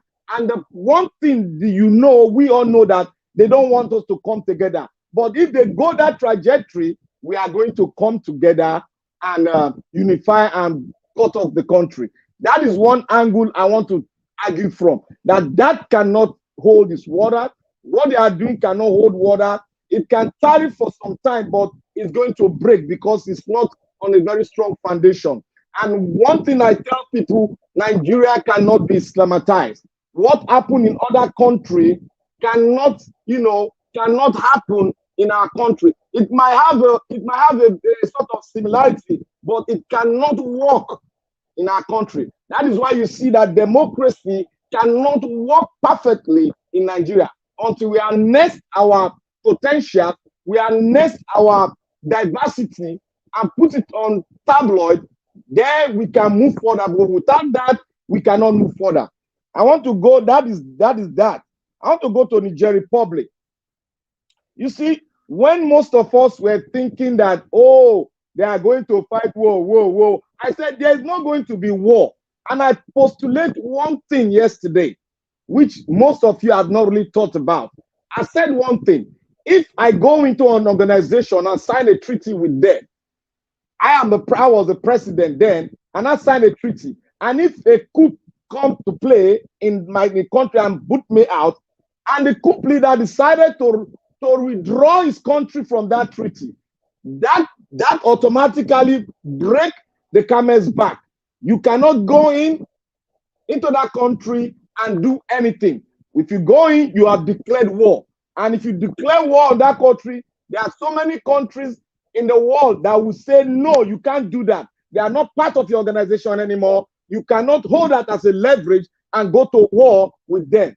That is a game changer. If they do that, that's a game changer. And I want to say now, most of us are angry. They'll say, oh, why are they going to meet Russia? Why are they going to meet Chinese? Now you've all seen Chinese, because of research, Chinese have established a refinery in their country. If they have signed a good agreement, which I believe they signed a good agreement with the Chinese, their people will be, if it's going to be 60, 40%, let it be so. That will be perfect. But that will be perfect. And that is, you are using resources, you are tilling the resources and turning into gas, turning into so many things that the country can harness and sell to the world. That is a good deal. And that is kind of deal I'm talking about. You don't come into my country, take my resources, and sell my resources. We talk on how we are going to harness the resources. We talk on the byproduct to the rest of the world. You don't sell the byproduct of the resources you got from a nation. That's a good development. That's a positive one. That is why I said, if any country in Africa deem it right to take anybody as partner, let it be so. But nobody should control their resources in their life. They have the right to go into the agreement with them. And I would like to speak on Sanwo-Olu. Sanwo-Olu, nobody should argue that Sanwo-Olu is using such a wristwatch. Like I told you people, in terms of what we have for each governor, and Lagos State have almost up to ₦1 billion as a monthly security vote for the governor, which constitutionally you cannot tell them how to use their resources. That is it. So he can afford to buy anything he want to buy in the world. He can afford to have a house in the plane. That is why I said the way Nigeria is organized constitutionally, it is wrong. We are on a very bad platform. We cannot develop if one man arrogates the security vote to himself, and you tell him that he's the chief security officer of the state. And now you not took the tools which is going to use to perform that function. You not took him and gave it to the federal, which is wrong. So that is what I'm speaking from that trajectory, that it cannot really work. So every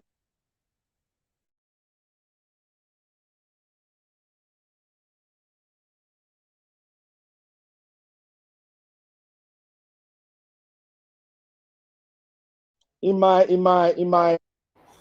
stop briefly, I said these are all planned work.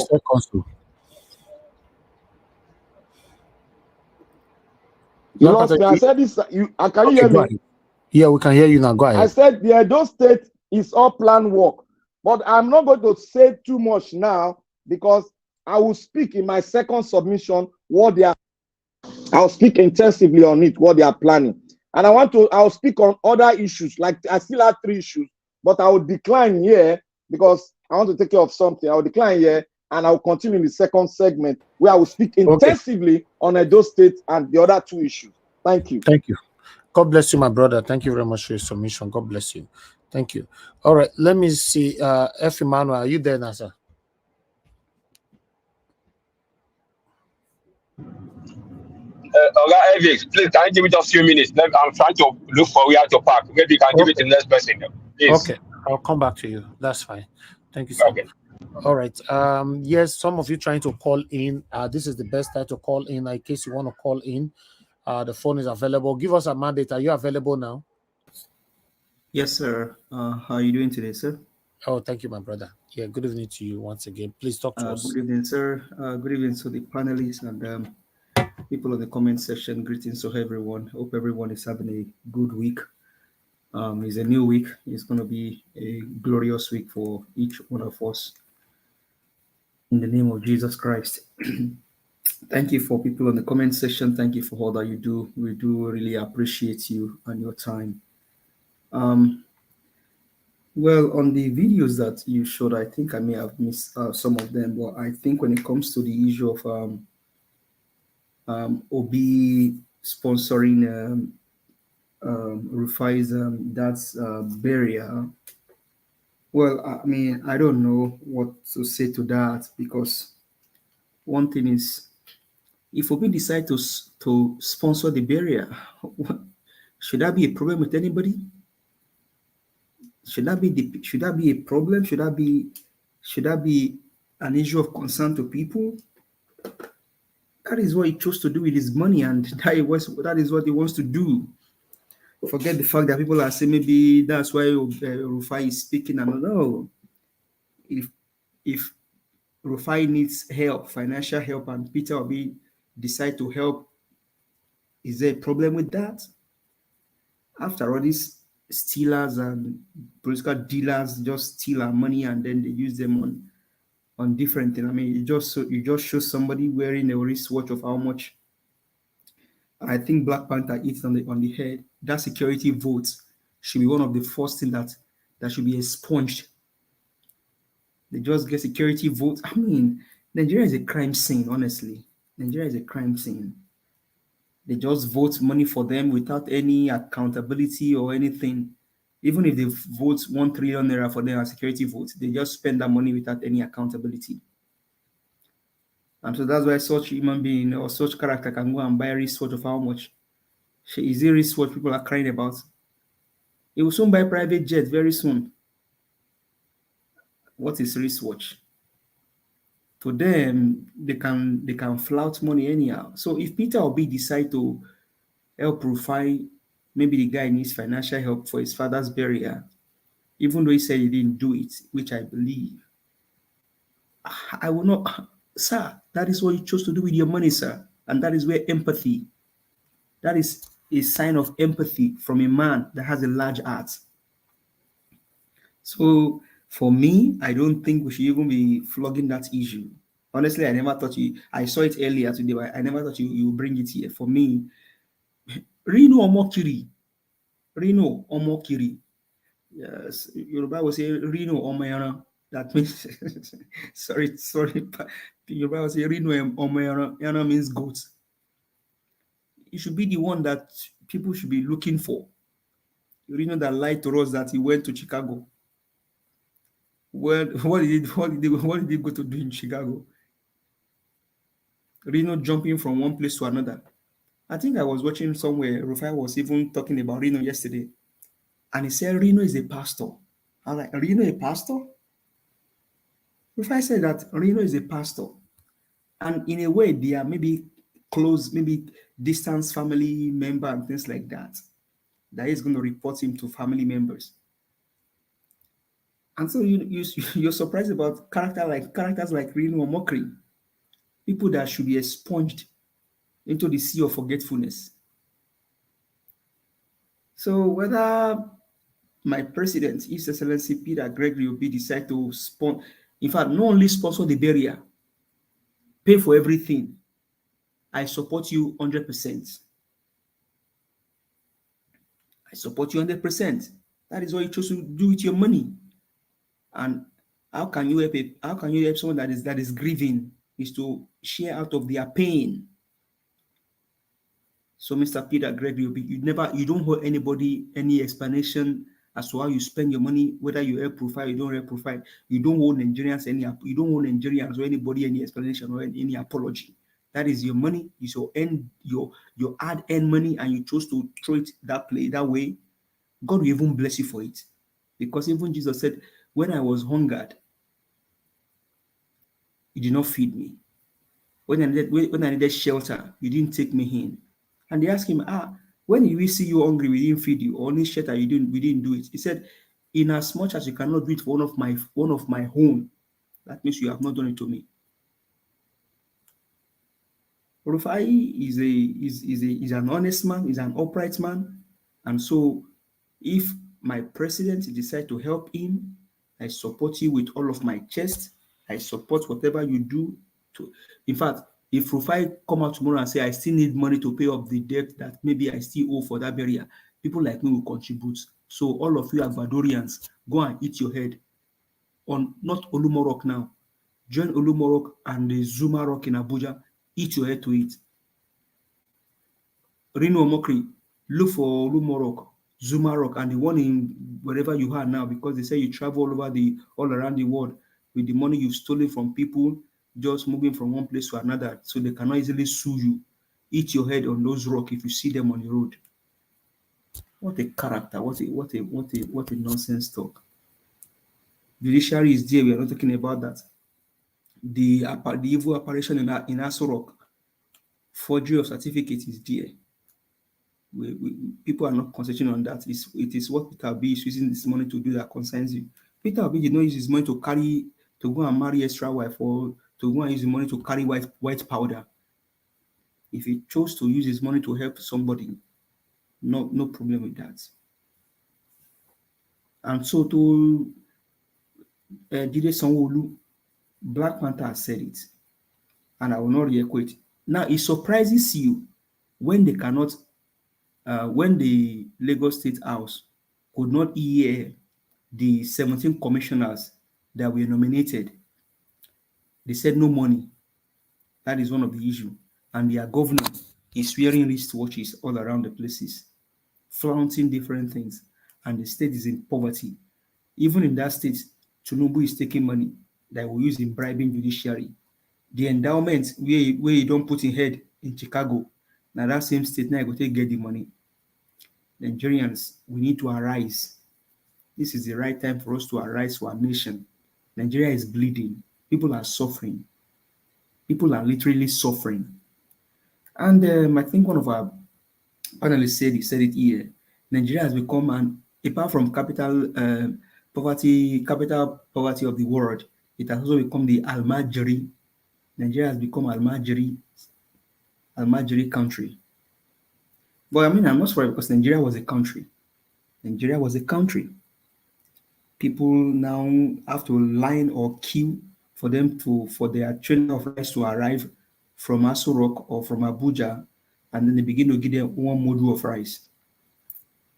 That is how degraded these people have turned our country to. A country where you are blessed with people with knowledge, with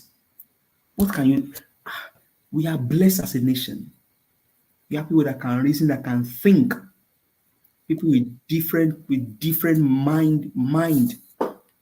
But these wicked people today, they've subjected us to evil.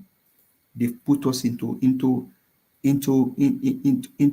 problem.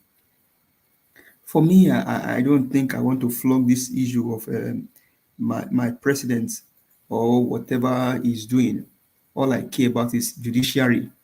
And I think with the date that is set for that people were talking about, the September 16, I think there's another way maybe to probably another way to shift the attention of people, but they should better not play any game and do the right thing, because these some people are really waiting to know how this whole thing we end.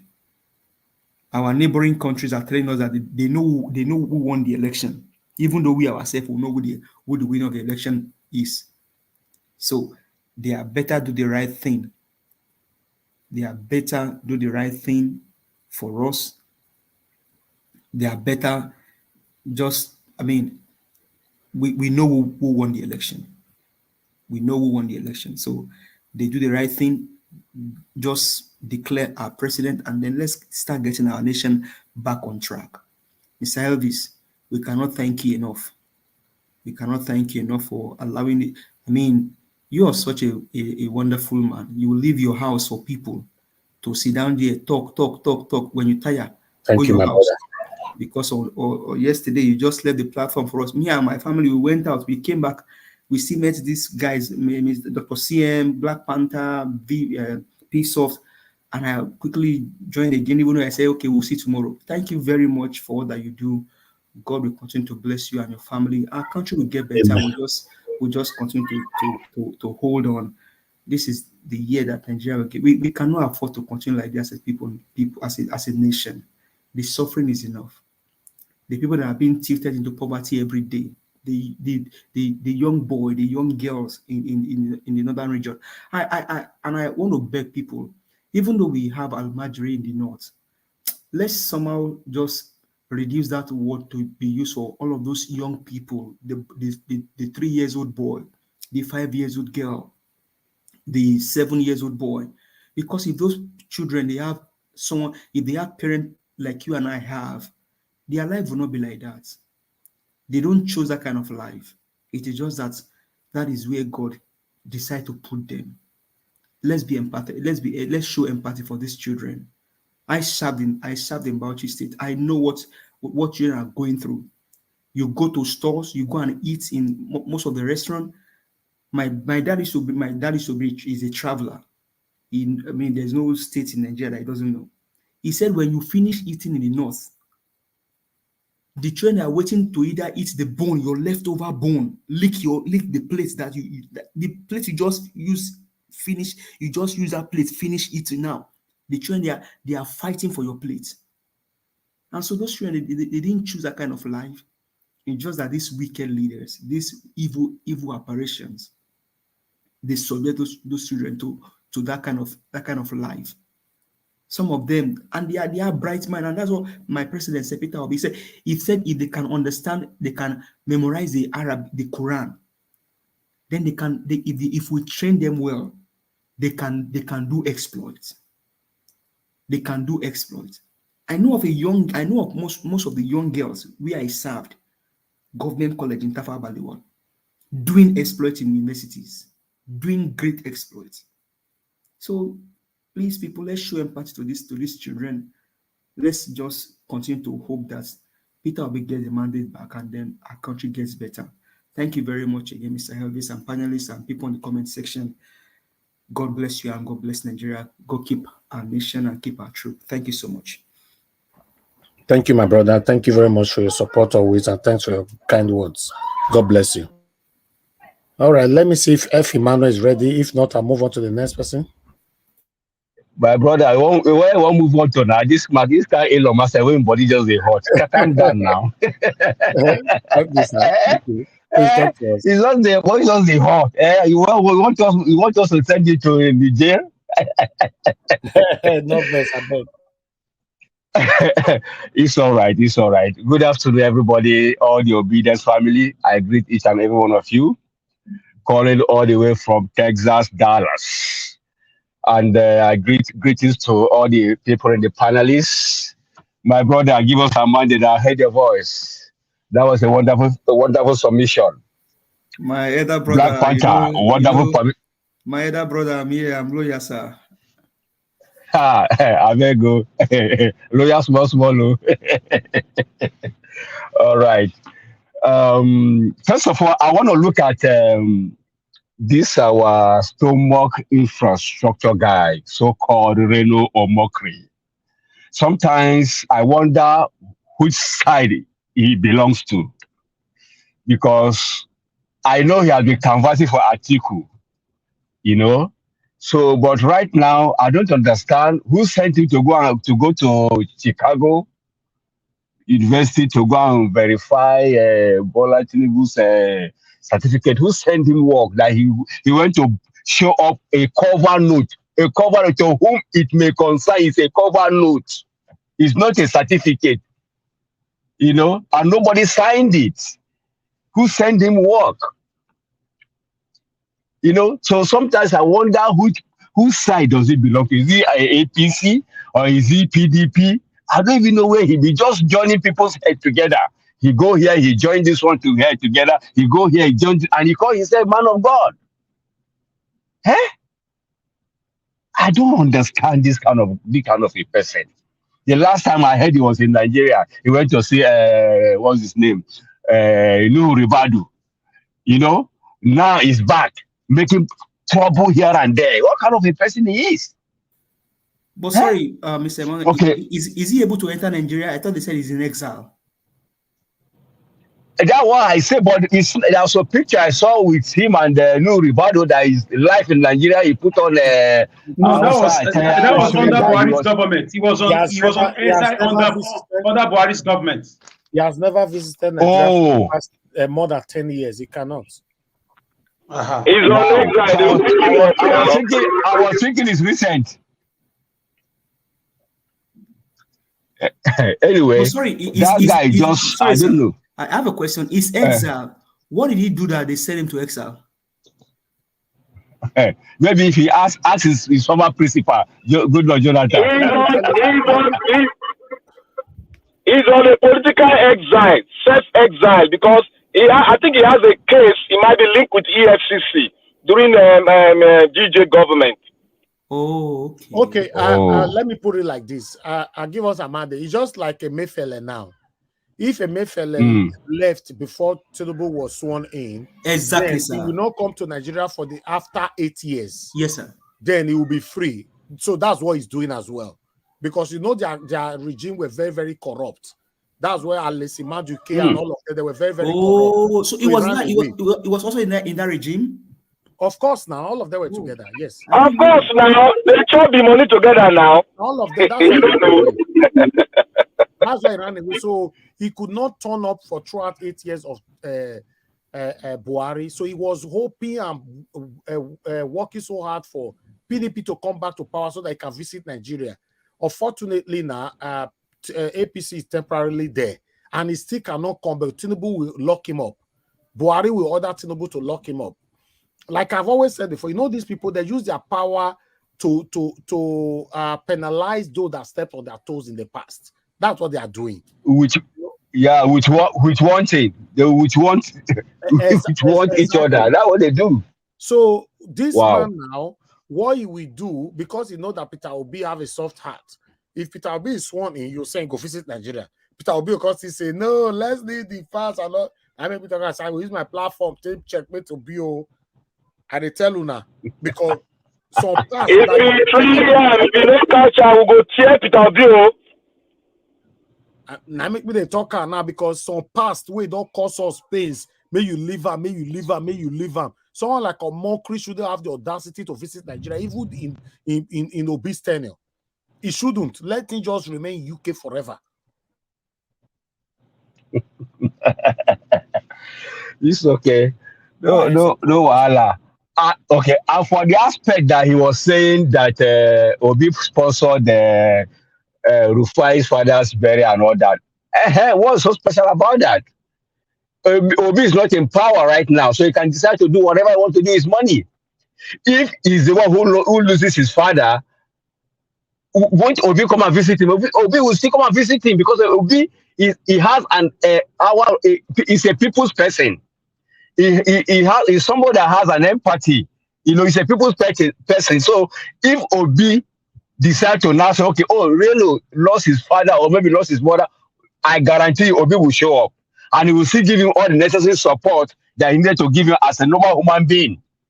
So there's nothing wrong with that. Is it because Rufai work with Arise? What kind of nonsense is that one? In fact, the guy doesn't have work. Let him just not go and look for what to do.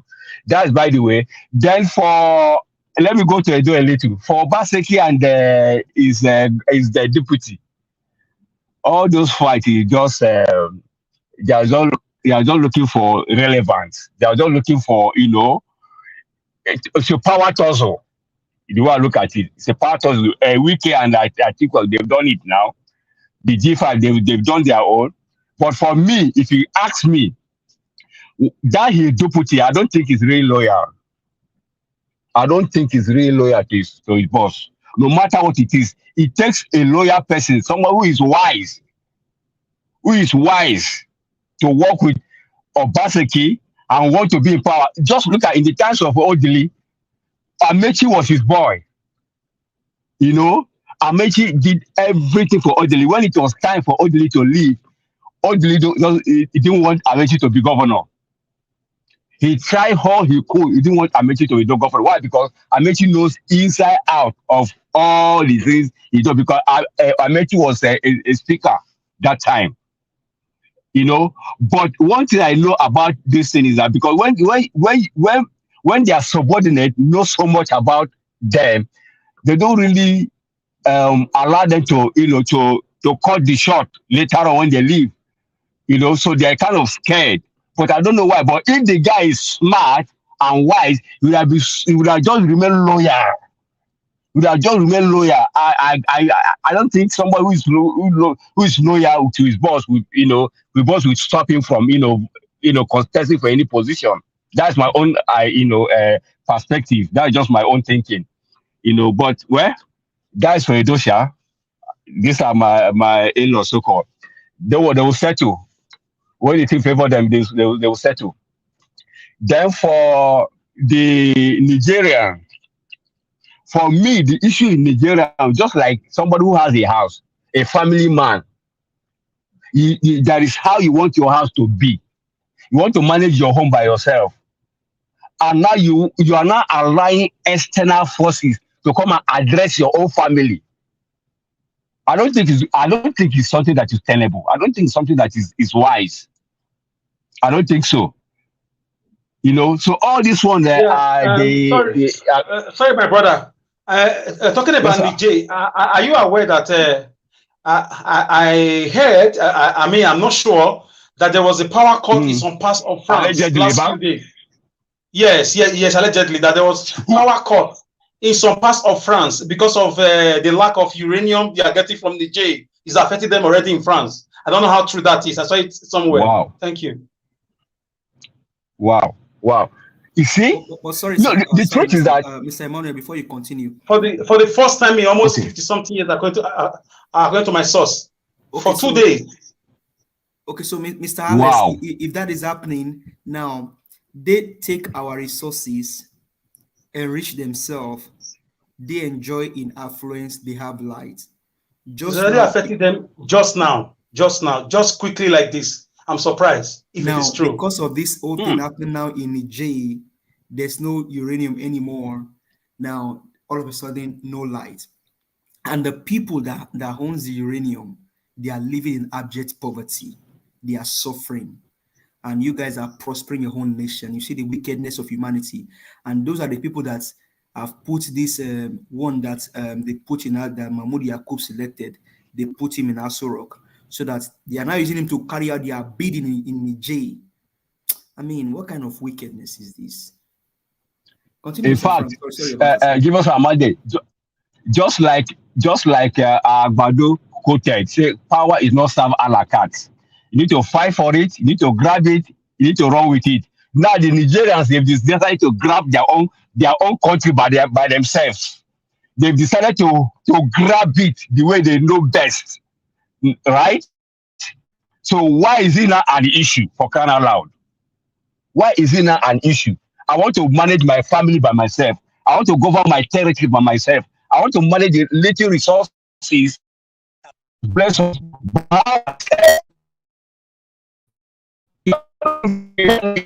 The ECOWAS on them. So, you know, if the France for me, if you allow them do their thing, then they cannot come later and do business together peacefully. If these France people are not greedy, if they are not greedy and they want to remain master on top of somebody's resources, on top of somebody's natural resources, we want to become lord and master. No, now it's not done. Now it's not done. I think their eyes is open. In fact, they say the day you woke up, that's where your morning starts. So the people they're waking up.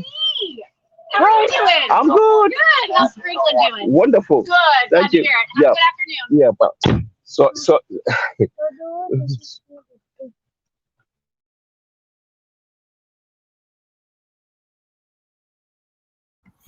Okay, it looks like you're busy, sir. Let's come back to you. We'll come back to you. Mr. Elvis. Yes, sir. Can I say that the issue of Obaseki and Shuaibu, I think they are trying to create some political scene to begin to create some political scene and euphoria for themselves. And I would just admonish the Edolites not to be dissuaded or carried away by this political jamboree that they are doing, because for me I see it as a jamboree. Shuaibu and Obaseki, they are playing jamboree. Give us our mandate. Don't worry, I go analyze that for you. Go see the music where they play soon. All right. Okay. F. Emmanuel, sir, we'll come back to you. It looks like you're busy right there. Let's go to P-Soft. Oga P-Soft, it's good to have you on the panel. Good evening to you, sir. Please talk to us. Hi, good evening, everybody. Can you hear me clearly? Yes, very clear, sir. Oh, thank you very much. Good evening, the panelists and the commenters, the listeners. God bless you all for coming on today. Let me quickly touch on Obaseki. I did want to touch on it because I know the games they are playing. You know, it's like a 360-degree cycle, you know, coming back to what happened previously. Because I know what they're doing, so I didn't really want to comment on it. But let me just throw a little light on it. You see, if you look at the political space in Edo State right now, everybody knew that anybody Obaseki supporting Edo State is not going to win the election. It's very clear. Very, very clear that Obaseki's candidate is never going to win an election in Edo State 2024 election. It's clear. Now, Philip knows this very well, and Obaseki also knows this very. So they are playing the same games together. So it's the same game they are playing. So Philip needs to disassociate himself from Obaseki. You know, before you know it, then he was Philip is not talking. If you watch now, he's not talking. He's just doing what he's doing, kind of stuff, and he's showing the whole whatever that what Obaseki is doing to him. It's just a system, just a way to still, you know, play games on the minds of our people, and then they come back again. You know, I don't have anything against them, but you know, I know that they're just playing games. You know, so I never commented on their games because I know exactly what they're doing. So when I see most of our people shouting, calling them, oh, they don't even know they're promoting Philip because, you know, by the time you shout his name more and more and more and more on social media, you know, he will become very popular. Then before you know it, he will start to talk. And once he starts to talk, he will begin to gain sympathy from people. You see, that's what's playing out. That's exactly what's playing out. So he's trying to get sympathy. He's going to get people to talk more about him. It's more is still going to come. You're going to see kind of like, believe me, they are not fighting nothing. Obaseki is never fighting Philip. Philip is not fighting Obaseki. Believe me, it's just a game that they're playing. That's just for that. I'm going to speak on Reno Omokri. You see, it was the same Reno Omokri that deceived Atiku, you know, for Atiku would have taken earlier action than this. It was the same Reno Omokri that went on Arise TV, told the whole Nigerians that he went to Chicago University and that this guy's certificate is actually not faked. It's not a fake certificate. That I still remember he was saying that obedience should stop spreading fake rumor. You see, it was at the you know, most at the conclusion of the tribunal. I think maybe PDP members, they were listening to us, kind of like while we're flogging article, you know, this guy's certificate. Then they have to add it into their own case, you know, before APC asked them to go bring a proof. You see, it was the same Atiku that kind of like deceived his own principal, his own, So if you want to, since then I don't take him really, really serious, because he's really not a serious guy, and he's a pastor. And then this is what we're talking about. So if you want to pastor, just pastor away. If you don't want to pastor, let know that pastor, because every time he's on social media preaching about God. I like him because he talks about kind of investment kind of stuff. I like him for that. I mean, if anyone does good, I'll still give it to them, regards to that. And then on the certificate issue, I saw the comment between, the response or from Atiku. This is not, it's really not a hidden thing. If like my friends will always say, if you know, you know. If you don't know, you don't know. For example, fees that I'm not into, if I'm not into any feed or any stuff, if I don't know it, I don't know it. If I want to know it, I would like to, okay, what do I do to, to have knowledge of this? Is it going to take me to take a course maybe for like 1 month or that? If I find out I have the time, I'll just take that course. You see, what we know is what we know. What we don't know, we don't know. This certificate is completely fraud. Is a forged certificate, forged signatory, forged certificate, forged signatory. There's no going back on that. And I was ashamed today. I heard from the panel session yesterday that other countries, African countries, are talking about it. Today I happened to watch some of those videos. It was shameful that other neighboring countries who are not even up to Nigeria, if you see the analysis these guys are giving, you'll be shocked to say this is never going to go away. It's never going to go away. So the judiciary just need to save the face of Nigeria. They need to immediately save the face of Nigeria, because this is all bullshit for INEC to bring Nigeria this low. It's so shameful. It's so shameful. And one will say, some other people are accusing some government, Islamic people trying to Islamize Nigeria. Why wouldn't we would think like that? Looking at the activities that they're doing, some of the things. Let's take Turkey, for example, a popular country. Turkey was a popular country. It was gradually they took everybody out and they made the country an Islamic state. Turkey as a whole used to be a full Christian nation. What happened? Just a little group of extremists came into the system. They started carrying out some certain activities gradually. What they do, they started blowing up churches. People on their own, people willingly just stopped going to church. That was how Turkey turned into an Islamic state. When they blew up churches, everybody was afraid to go to church. Nobody wanted to go to the buildings and stuff.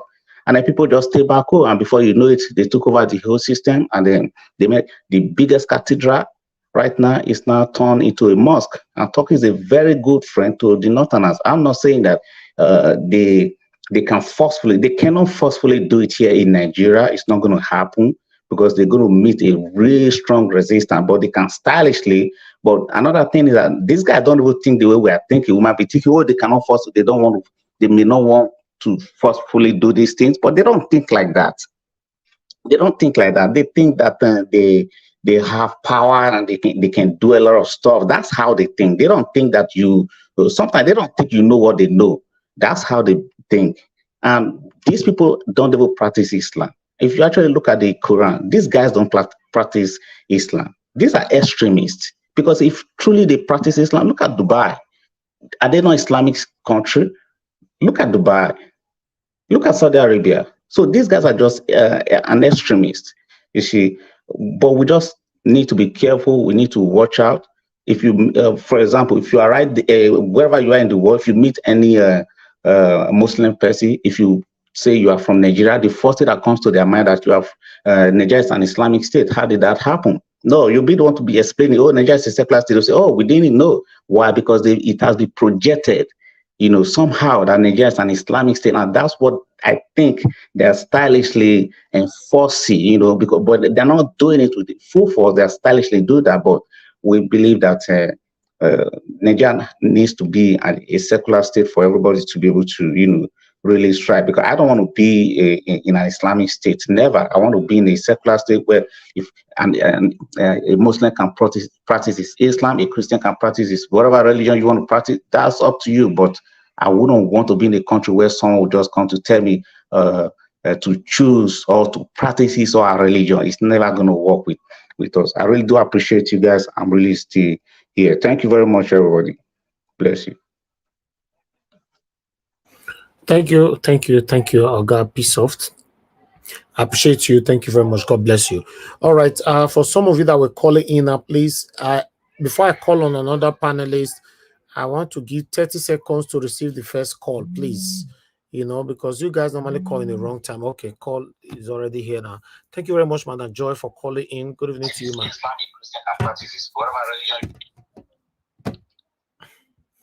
Madam Joy, are you there? Yes, I am. Hello, everyone. We're listening to your TV. Hello, Mr. Niger Watch. Good evening to you, For real? Yeah. Thank you. Please talk to us. Good evening to you. Okay, thank you so much for picking my call. Hello, everyone. Hello, my family. You're like, just a family. I love being here, and all protocols observed. Thank you, Mr. Niger Watch, for this position you have taken. I just want to make it so much to talk about. It's like sometimes you just feel like your head is, you don't know what to do with all these flooding in or concerning Nigeria. But I just want to pick up a point. I know the last person that spoke talked about this, how Islamization is not going to happen, especially Mr. Black Panther always emphasized that. Now, let me give you a kind of idea. See, if we have, because the focus is on Southeast, South, because we all know that this whole idea, looking at APC, their manifesto, their mantra, everything is on dominance as their definition of this thing is. I know I've talked about that. So now you look at the North, they are focused on, religion, which is what they are using as a camouflage. There is nothing godly about, what they are portraying. They're just using religion to push in a demonic, satanic agenda. But let me surprise us a little bit. You see, if we have 4 Hope Uzodinma in Southeast, South, I guarantee you their whole agenda is completed, because that man is the demon, agent of darkness. He is almost like the way he carries, he is a good example of the kind of people they want to make governors in the Southeast and South.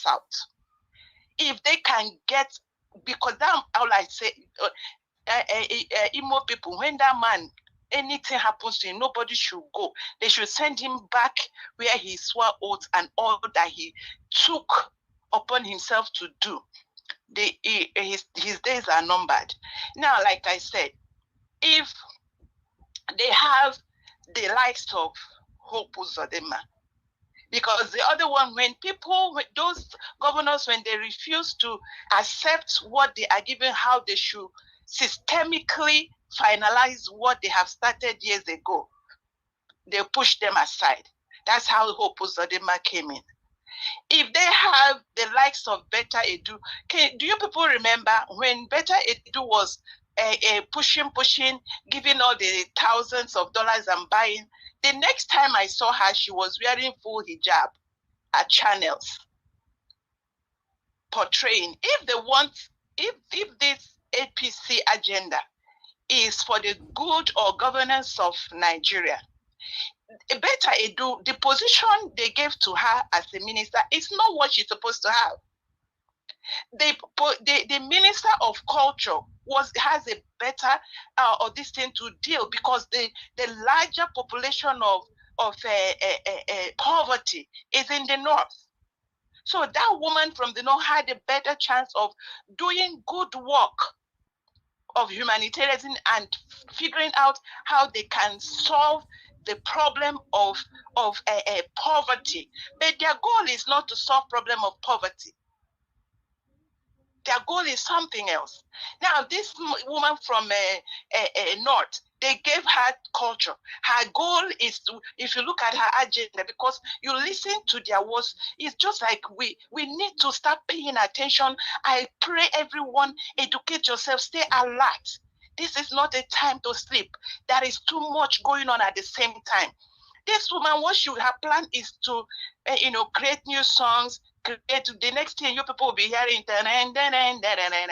all those things before you know it with all the hijab. I believe the woman from Edo, the reason why they did not give her the position, she may have refused the offer what they want her to do, to wear hijab and to renounce so that she gets all the millions that they are sharing.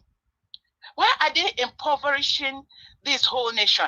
There is nothing in the coffers of Nigeria, and these people they have bought, they are giving them these millions. It's just to put money in their hand. When they need it, they go and collect it back. We are already, this Islamization is, I don't know where we are. I don't know. So I just want to address that issue, to just debunk this thing we are saying is impossible. All they need is a few more Hope Uzodinma, which oh God, if that man, I beg, make I not talk too much. God bless everybody. I just wanted to highlight that. Thank you. Thank you very much, madam. God bless you, Madam Judge. To Naija, can I target this woman? No, go ahead. She's gone. Just okay. Go ahead. Okay. You see, there's one thing Nigerians don't, that is in the mind of Nigerians. You see, fear has been built in the mind of every Nigerian. But whether you are afraid or you are not afraid, it is impossible. Because the people that have come from Sahel, they only came to dominate and take the resources. That has been their trend from history. Go and check their history. They are not coming to establish upon you their religion. These people are not true Muslims. Go and check the history where they came from. They don't have a home. And one thing again, Nigeria is very big. It is the River Niger that divides us. It is going to be impossible to do that because you have a lot of Christians, which is even more than the Muslims. Thank you. Thank you. You analyze them when it gets to your turn. Let me pick some calls. Thank you very much, my brother. Edo Live Watch. Thanks for calling in. Good evening to you, my brother. Talk to us. Mr. Your line not clear. Edo Live Watch. Unfortunately, we can't hear you. Hello? Hello. Yes, we can hear you now. Go ahead. I greet everybody.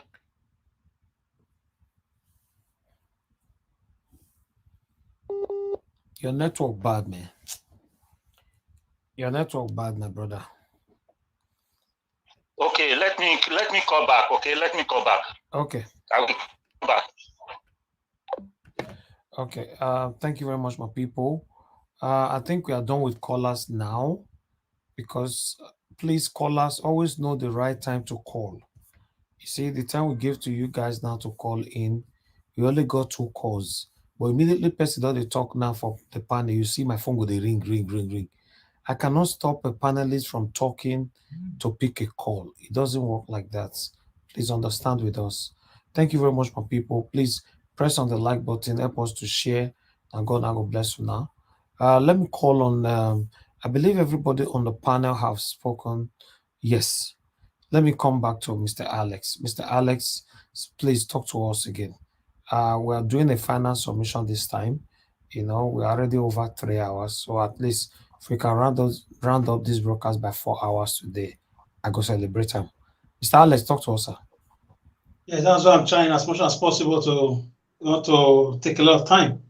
Anyways, for me, you cannot say fire cannot come to my house. Fire cannot come to my house. Fire cannot come to my house when your children, when your neighbors are, when your tenants Everybody's playing around with gas, exposed gas in your full streets, your compound and the next compound.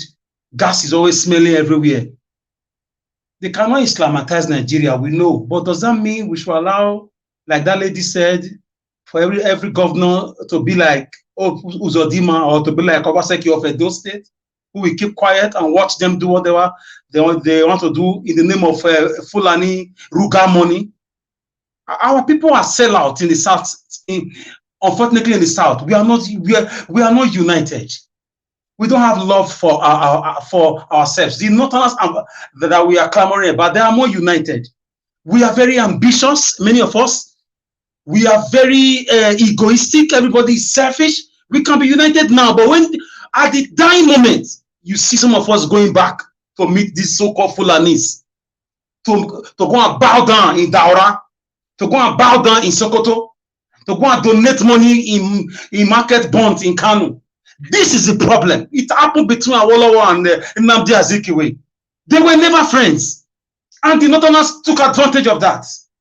So we know the caste Islamatize Nigeria, but we have to be at our guard. We must talk about it as we are doing now. We must continue to remind them that we know we are. We were kingdoms and we were tribes before the British did their fraudulent amalgamation in 1914. There was life before the white men came. We had the Benin Kingdom, or your empire. We had the Kanuri Empire. We had a lot of empires. The Igbo city states, we had them. If we cannot get it right, let's divide the damn country. Who wants to continue to serve a particular section? Who wants to be your slave forever? My children will not come and experience this. Never. I will not allow it. I say capital rejectment to that. So if they want to create a Nigeria where Islam or my daughter will not come and be wearing hijab coming to the national airport, I say to hell with this Nigeria. If Obi will not get his mandate. So even if in as much as we have our geography, we have our history knowledge, we have our population census knowledge, we have our religious strategy, demonology and eschatology, what's it called? Osmosis and diffusion theories. But we must also realize a stitch in time saved 9. We must talk about it.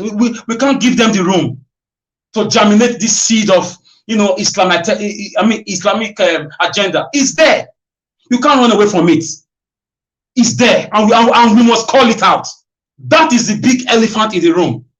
If it is not, which same country where you have 50-50, if not 70% Christians, because nobody truly knows how many people live in the north.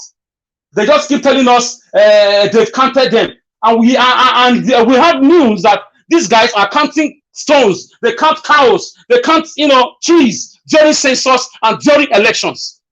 They bring people from the same Niger. They want to die on their matter now. Why are they crying over Niger? Because they use them to increase their figures when it's time for census or elections. They bring them in trucks, in trailer, in different things. They finish the job and they go back to Niger. So for me, yes, I must agree. The big elephant in the room is the Islamatization agenda, but it's not easy for them. In as much as they cannot do it, but let's not underrate them. Fire is on your street, don't say it cannot enter your house. Watch your guard. You must watch it. And as for Atiku, for me, Atiku and Tinubu are together. You'll be amazed, right? They are together. Forget what Atiku is doing. It's just a phone call. They are to, if a tech survey person want to reveal their conversations after election result was announced till now, you will be amazed. It will still happen. Didn't somebody bring out his telephone calls about the whatever gate scandal, SPVC, whatever gate? So for me, Atiku is a game master, and he's not even in the question. Called Fulani tribe of Fufude, where Buhari came from, is where he came from. So what are they? What's the nitty-gritty about? What's the Bambik about? What's this? Going to Chicago, this political voyage, unnecessary voyage. We don't need it. It's between Obi and INEC. INEC switch of beavers. It's Obi challenging the process. And now judiciary is on their own. They are postponing, procrastinating, and procrastination is a thief of time. But I know destiny delayed is not destiny denied. It's just a matter of time. The day will come. So then, we will never see these days that we are seeing. February 8 years was forever. But now, look at, the 180 days is almost gone. So let's stay on our guard. I like the way we are analyzing it. Who told you they are not listening to us? If you enter YouTube today, like it's your first time in YouTube, Nigeria Watch video is one of the videos that will pop up on your system. Try it. It will be suggested to you because of the way the rate people watch and share it and like it. So I thank all the viewers and I thank everybody on Nigeria Watch platform for that good work. You don't know how you are educating people, opening people's eyes. Some people did not even know how Nigeria came to be. You'll be surprised Nigeria Watch, all of us taught people how Nigeria became Nigeria. Some people didn't know that we were kingdoms, that we were forcefully brought together. That's why we are not working, because we have different food, different way of life, different culture, different dressing, different values. For example, where I come from, we don't believe in going to another man's land to go and rape them, to go and invade them, to go and steal their land, destroy their crops. We are not animals. We are not monkeys. We are human beings with dignity. We love progress. We love innovations. We love hard work. That's why you see us always doing our thing. We mind our business, but don't dare us. So if some people believe in putting their people in poverty, we don't do that. If you see an adult person that did not go to school, know that his father was not able to afford it. If they can afford it, they push everybody to school. I even know people in Edo State that train their gate men to school. You become a gate man here, you must go to school. I lived in a compound like that before. The landlady was training the gate man, writing WAEC. I saw it in this Edo State. So if people want to be backwards forever, their leaders are using it to play games. If they don't want to give Obi his mandate, they should divide the country. We were never one. It was a forceful, I'm sorry, I want to use the word, the red oil. It was a bath of the red oil. My own Oba was deported to Calabar after my own kingdom was invaded, when the British were defeated. So we are not one. That's what they're telling us with Obi's delayed or stolen mandate. We will never be one since they don't want it to work. So I believe judiciary is listening. They are the only ones who can stop us from talking like this. If not, we will chase our roots, carry our bags, go back to where we came from. We know it. British are not living here. They are in England. So we can sort ourselves out. Niger did it. Guinea did it. Mali did it. Burkina Faso did it. Edo Kingdom could be the next. We don't take nonsense for a long time. It's just a matter of time. Maybe we'll be the first people to declare a nation, since they will not have a free and fair election, because we are tired. We are sick and tired of the lies, of the deceit, of the waywardness of politicians, the recklessness, the satanic activities of these men, the lack of conscience. We are tired. And we'll soon prove it to them.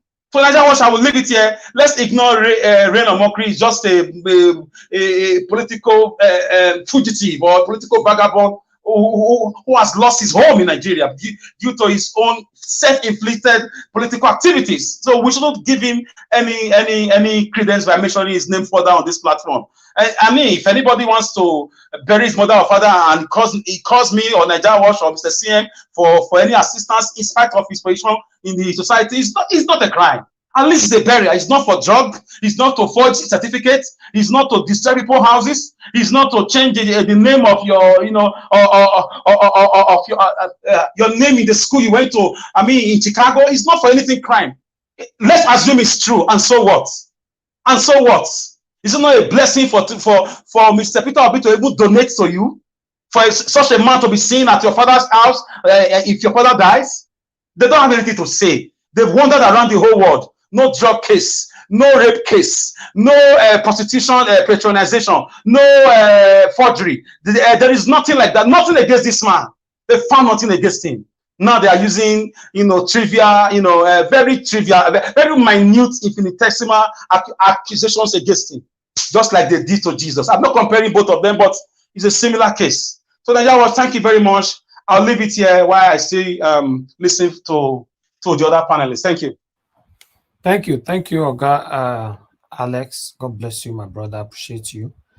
For those of you that just joined us, because we get subscribers every day, Some of you might not know who is Alex. Alex is one of those that have been with me for a couple of years now. We've been on the struggle together. He's vocal. He said things how it is, you know. So yeah, I just want to appreciate you. Thank you very much, my brother.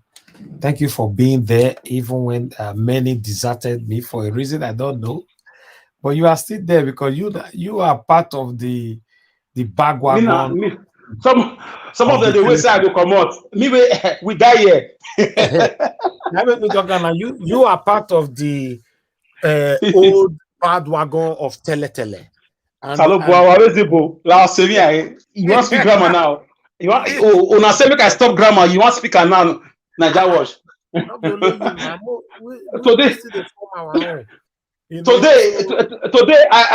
Today I spoke on the peripheral basis. Now you want to push me to vocabulary in Naija Wash. Be careful. I'm not trying to push you to local basha. Don't worry. Naija Wash, thank you for the opportunity to speak on your platform. It's not easy to grow a platform. I don't take that for granted. Thank you. Thank you. I'm grateful. Thank you. I'm happy to have you with me.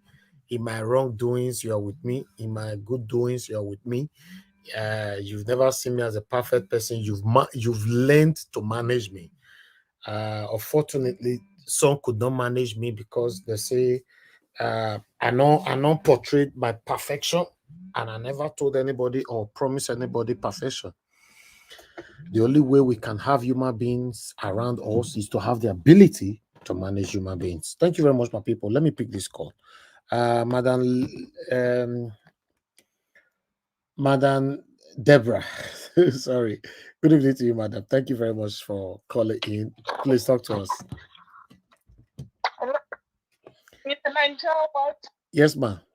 Good evening to all the panelists. Thank you, ma'am. Talk to us. I'm not able to call in for some time. I just want to make a quick contribution to the broadcast.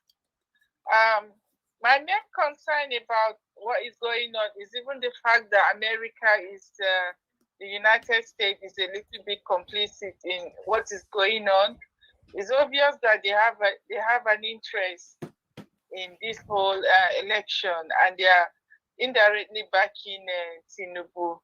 That's why they are kind of not wanting to release information about him, and that to me is very, very worrying.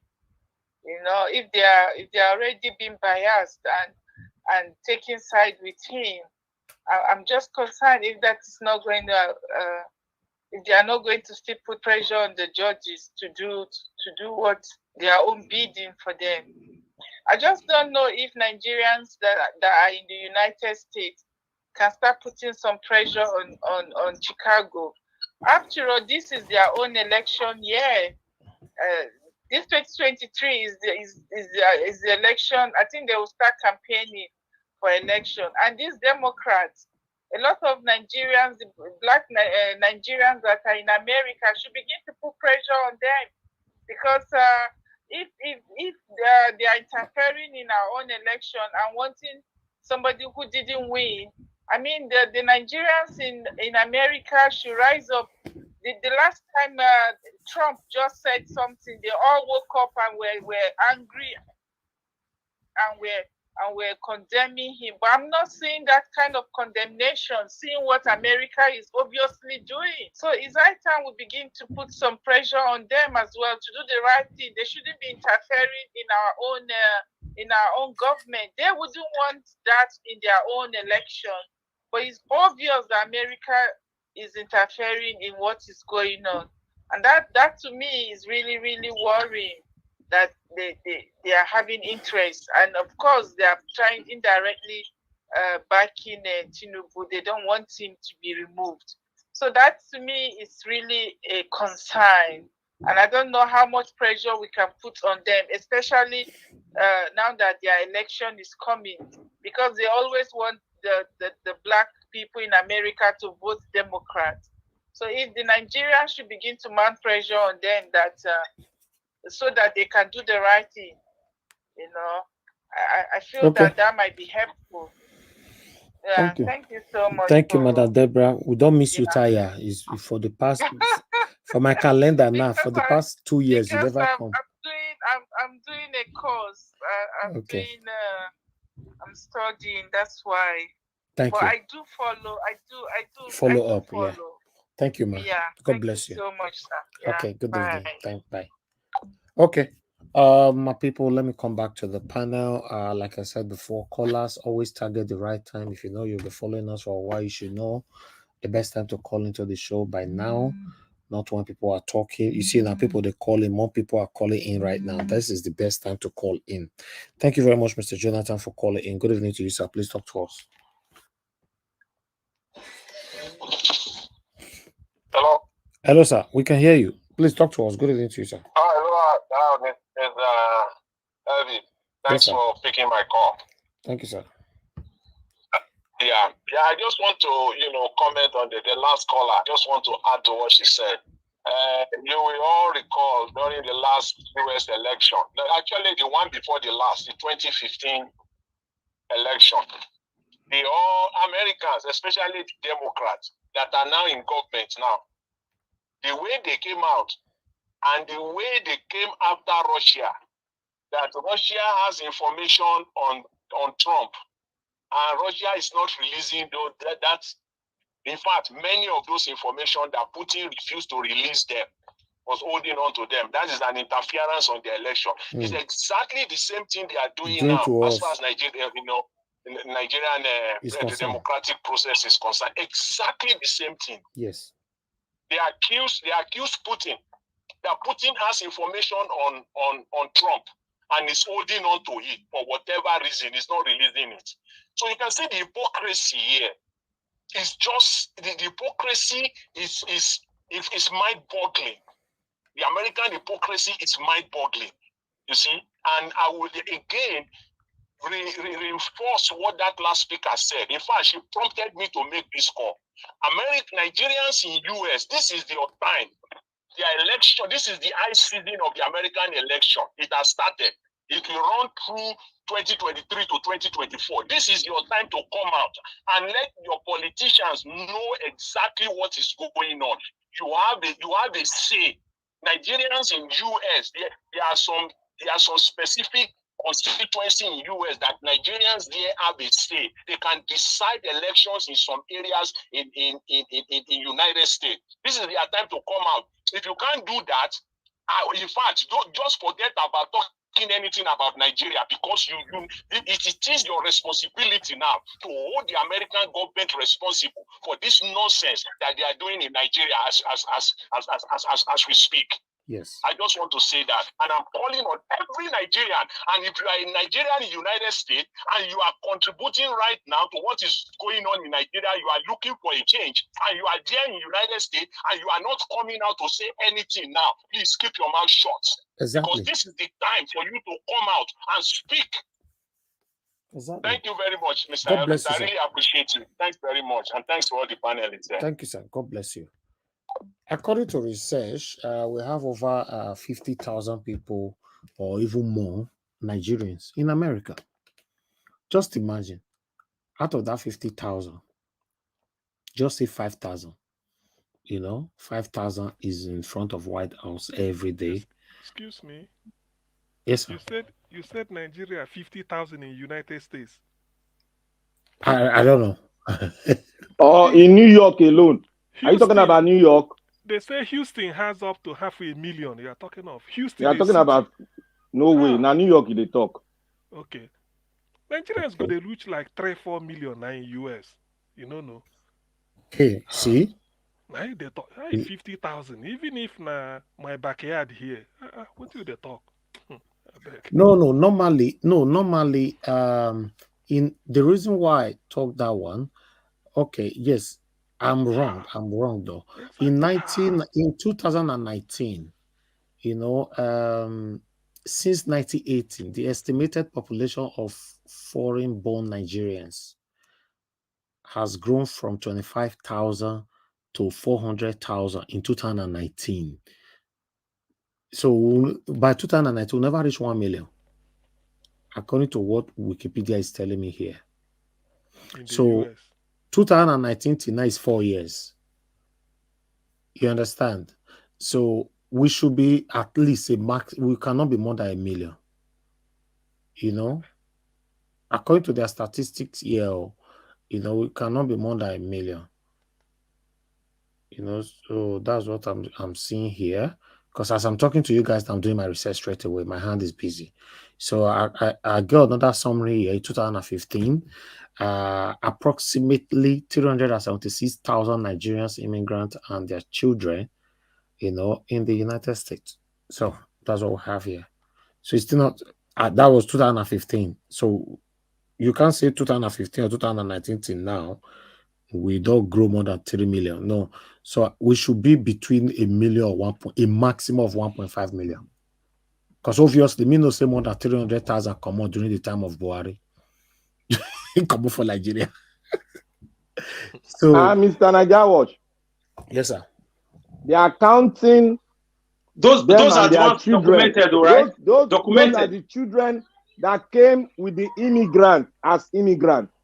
But they've not counted those ones that were born in America who are real American, despite their parents are from Nigeria. Anyway, okay, let's assume like what Mr. Alex just said just now. Those with document registered people, those are the ones that can count, right? Okay, let's say both the one that cannot count, both the one Black Panther just said, that all together, I'm not sure will be more than 2 million there, right? Okay, but now, what I was trying to say, I'm hearing noise. Where's the noise coming from? Somebody, please. You are eating the same time your children is making noise. What's happening? If you are eating, we don't want to hear the spoon or your plates. Thank you. The truth of the matter is, if Nigerians in America, like, maybe we can't do every day. Let's say every Saturday. Let's just say 5,000 is enough. 5,000. Just 5,000. Every Saturday, we march on White House there. But I know somebody will come and ask me now that, oh, they're not going to work. I either want to pay their bill. I understand. But this is our future we are talking about here. I don't know. So for me, you guys can see that I put all my time here, 100%. Right? So, and if all of us continue to put the effort here, I have panelists that is with us 24/7 all the time. I have callers that is always with us. I have commenters that is always with us. Let everybody try one way or the other, because if not, our time will pass. We might not have a new Nigeria, that Nigeria that you and I craved for. I pray we have it in our time. So I'm just doing my part though. Thank you. God bless you all. Let me go to the next person. Oh, yes. Somebody was trying to call in just now. Let me quickly return. Let me return your call quickly. I don't know if your network is better now. You were calling while I was talking. Let me say, guys, press on the like button now. Make not press that like button. Oh no, press Sam. I never reached to be on that duvet. Okay, you declined the call. Maybe you are busy. That's fine. Somebody's going to start talking right now. Let me go to the last person that spoke to us. Okay, that was Mr. Alex. Supposed to be Black Panther, but I would like to go to Mr. CM. Okay, I don't like was more settled this your matter once and for all. Talk to us, sir. I'm sorry, I just cut your call. Just a quick one. I greet everybody in the studio. Thank you. I want to talk about Obaseki with Shaibu. This time around, for all Edo people, this is not the time to fight in their war. And for my own opinion, I think this is the time for all Edo people around the world should come together and choose one person that will govern us. And I will go straight to the Obi side as well, because Mr. Elvis, I most of the time I learned that he said you are going to be checking Obi when he enter power.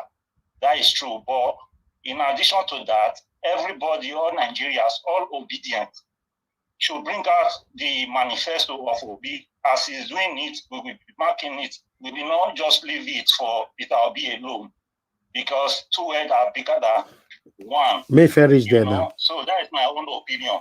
So everybody should bring out all the money. When he reaches there, when he gets there, we'll bring it out. Not now. Yeah, that is what I'm saying. That is what I'm saying. I'm not just saying now. Okay. But it's just because of what you said. That is why I'm saying. Because that is what we did in Obaseki case. after that, most of us just rely on Obaseki without bringing as we vote for him and all that. You know what I mean, my people. So that is what I have for now. If I have any other thing, I might stick up back. Thanks. God bless you, sir. Thank you. Thank you. All right. Thank you very much, my people. I appreciate you all. Let's hear from Black Panther. Please, you hold on. Let's give Oga to talk to us. Oga, it's good to have you on the panel. I believe you followed up. Yes, I did. Okay, good. Talk to Good us, sir. evening, everybody. Please, all protocols duly observed. I know it's quite the day is fast spent. Actually, yes, I followed with the headline that attracted me. I never sponsored burial of Rufai Oseni's father, said by Principal Peter Obi. Anyway, the thing is that there's what people they call seeking for notice. That is really what Reno Mokri is doing. I do not really understand the brand of politics he's playing ever since Jonathan left office. I don't know. Even then, he may be claiming, all the time he's been talking about Jonathan's regime. But from what I can tell anybody, one moment, just a minute. What I can tell anybody, this is the Bible, sort of, the book written by Jonathan when he left office, just to put the record straight. I don't know whether Niger Watch is seeing it. It's called My Transition Hours. This is President Jonathan. He never mentioned, in terms of giving Reno prominence as people that maybe did a pushback, either on Tinubu and his TVC or all those what is it called? January 2012 fuel subsidy, labor, all those things. When you Reno is showing this sort of traveling all over, saying as if he's a spokesman of Jonathan's administration, or he's one of them anyway, because Abati was the main man. So he's just saying, but here I never mentioned in terms of the role played by Reno. And if Jonathan could say this is not his biography, but it's just an account of what happened by the time they build up to the campaign that removed him and everything, and then what happened in office, the visit to White House, when the 12 northern governors, led by Muaz Babangida Ali of Niger State, they went to see Obama with Kwakwanso, all of them, to go and tell them that they want a change, otherwise they will lose, America will lose their economic interest they have in Nigeria, all those type of lies. So everything is a bit here. And even the letter Obasanjo wrote that Jonathan is training snipers. So it's always good to be up to date. So when you see Remo against this background, if you now see Reno Mokri traveling around and trying to take credit, maybe to position himself, because his ID now, or his introduction is he served in Jonathan's administration. If he want to say something good, if we mention Okonjo Iweala, just to shine, and then he will say what they did. But all those things are lies. All what he's trying to say about Peter Obi, people know that it's not serious. Maybe, thank God, he's only saying only for Peter Obi. His usual stock in trade is to widen the gap and tell you that there's an ethnic group in the what is it called, in Delta State, to which Ndibo were slaves to in those days. If you ask them which ethnic group now, he will not say. But it was the Igbos that are slaves. He say, yes, I don't want to mention, but you said it. You see, that is to tell you the type of person he is.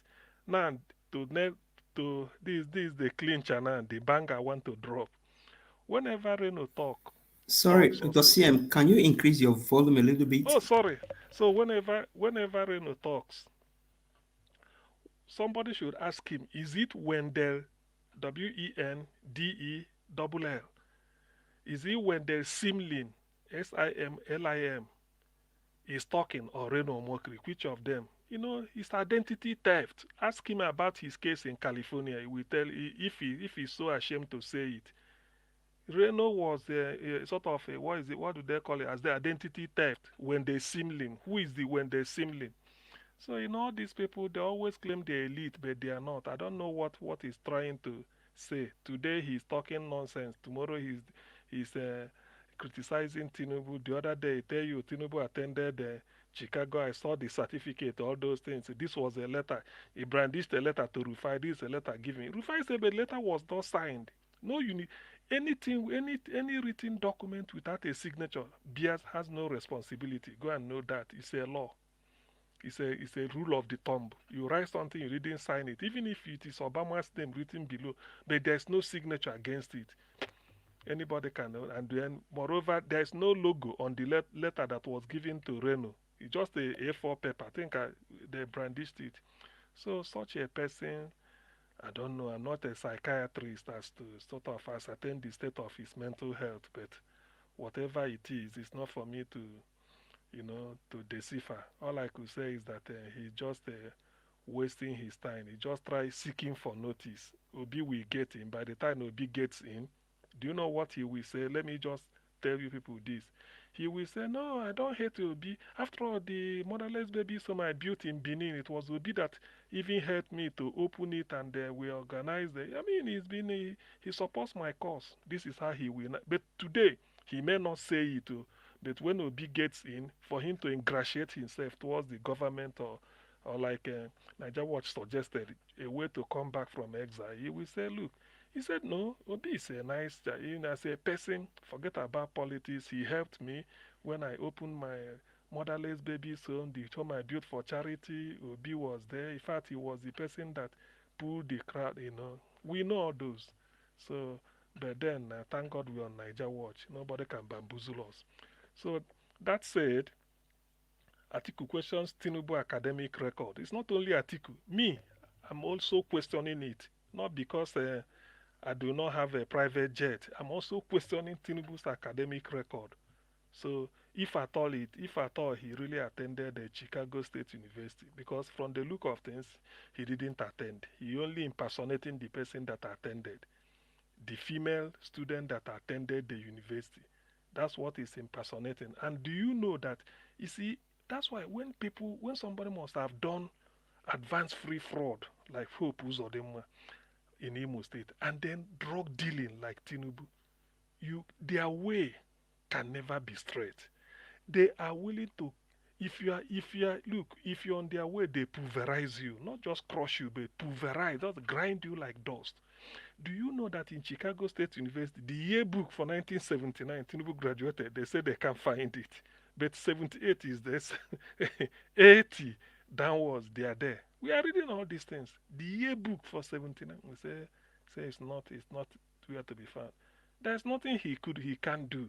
And like some people in US are saying, the university is notorious. Maybe it's a backwater university, So anything goes. And then having somebody like Tinubu says it all. Now, let me shock you people. I used to go to Wikipedia, say 2, 3, 4 months ago. Chicago State University. Normally, if you go to Wikipedia and put a university, you just say Wikipedia, just use the hyperlink, Wikipedia hyperlink. It will tell you on the maybe top right of the page. It will give you a summary of the university, the motto. If it's in Latin, they translate it to English. And then if it has been answering different names when it was founded, maybe over 100 or 200 or 300 years ago, they'll be telling you the names as they change. Then everything, student enrollment, the location where it is, even the latitude, longitude, everything. Just summarize it before they now go into details as per faculty or schools, and then important buildings, landmark, and then below you will now see if it's a prominent university like MIT or Harvard, or maybe not really, maybe UPenn or Stanford or Berkeley. You will just be seeing notable graduates or alumni. You will see there. 2, 3, 4 months ago, I visited this. I saw Tinubu's name there. It was written Bola Tinubu, Lagos State Governor, and this. But they say today it's no more there. Maybe as we are doing, somebody should check. I don't think it's no more there. So that tells you that something is really fishing. And then this thing is not going to go away. If not that, that's why he's hell bent on going to invade Niger, just to please the Americans, in the hope that there will be quid pro quo, the way they say it. They will cooperate and not open up his records at Chicago State University. I don't think notable people. I'm no longer I'm not. State. Okay. Oh yeah, he's back again. International. Okay, he's back again. 12th governor of Lagos State. Before there was a day I checked, I didn't see it. I don't know what is going on, whether because of this article or maybe they've reached a seat. So Tinubu's academic record is quite in question. That is one thing, is quite in question. After all, the fact that you are blocking, you are instructing a university not to allow somebody to get hold of your record, particularly when it is needed for you to clear your case and then to also clear your name and then everything. It means that whatever they are going to then will injure your case. And when for the fact that it will injure your case, it means you are guilty. So that says it all. I don't see there's nothing really anybody could say about it. The thing is it has self-adjudicated itself. You know, there's nothing really anybody can say about it. Only that the judiciary should be courageous and then pronounce him, disqualify him first. Ab initio, he's not supposed to be on the on the ballot, and as a result, he should just get out. And the implication I keep saying means that his name should be removed from record book as a former president of Nigeria, because you cannot, like El Capone said, you cannot take a legal tax from an illegal business, and then meaning that you cannot, if you did not ab initio, you are not supposed to be on the ballot. It does not mean that it means that whatever you must have, decisions you must have taken while in office is not binding. It should not be respected. It should just be a lacuna in the days that there may be somebody or soft power, and then the thing should get out. It's as simple as that. If assuming he qualified to be on the ballot, it would have been a case of, well, he was rigged in, he left, but he's not qualified. So on what basis would he have been a president? If it's an error, INEC should admit it and then say, look, that name should not be there. If you are given a gold medal at the Olympics, later you found out that you failed a drug test. When the gold medal is withdrawn, your name will be wiped out. So for that year, you wouldn't. If somebody should make a reference to maybe what the Olympics of that year, your name won't appear at all. It's like you didn't participate. So that's what it means. So people should know this, because unless they don't want to be serious. So having said that, I think there's something Alex touched on before.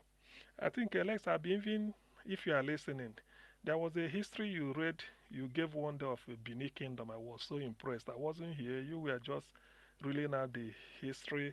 When I listened to recorded, the one I missed, Niger Watch recorded broadcast that I missed.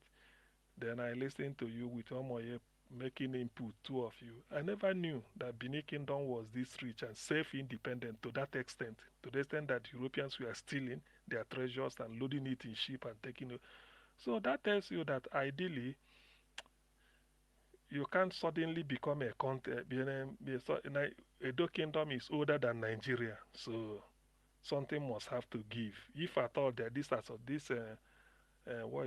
arrangement should subsist, it means I was suggesting Edo should be even if it's 10-kilometer radius, the area or 20 or 30 or 50, it's left for history to determine. There should be a municipality, you know what they call it, like Monaco east of France. They operate their own system, but then they still have to be part of France or part of the wider system, but semi-autonomous much more than the states, because that tradition and history ought to be preserved. And then I don't know whether there's a mighty museum to capture this, whereby it should just be like a mini campus where all these things should be for people that go there and do research. Things like this should not be, because the West do not lose their history. They document it very well for prosperity. I think something like this, I may not capture it very well, but the way you delivered it in your own unique way. So I was just listening. I said, wow, I didn't know something like this existed. And then I don't know, a country that do not treasure this type of thing, then how then do we make a march forward? So all in all, no shaking. Why they said no, September 16, we look forward to it. Like Niger Watch said, it's a day, any day on the calendar is as good as expired. So far the day is fixed, the event has taken place. So we are waiting. If we can wait from since February to now, Why can't we give it? Is it not 3 more weeks or thereabout? Yes, about 3 more weeks or so, or less than 3 weeks. So eventually the judgment will be delivered. All we want is people should not take Nigeria's calmness for cowardice. People are just waiting to say, look, let's just fulfill all righteousness, allow the judiciary, like Obi is a process person, let them take it course. If they now feel that after all this time wasting and then keeping people in suspense, they will come out and then read a typical Nigerian judgment in which they will just leave you wondering what actually took place or hoping that we'll go to Supreme Court. It's okay, but any attempt to, you know, to validate Tinubu's illegality, to be honest with you, I think I said it before, Peter Obi is Nigeria's last chance. Some of us, if whatever it takes, I will buy my 32 that look, there is really no need for continued confusion, continued deceit, what we've been doing. In fact, I think part of the all eyes on judiciary will be people should be holding different ethnic nationalities should be holding meeting clandestinely just in case, because we can't continue messing up. If the people of Niger could stand up to France, now they want to reclaim. Look at Burkina Faso, look at Mali. Why should we be tolerating neo-colonialism of the worst kind from the criminal of the worst species? Why?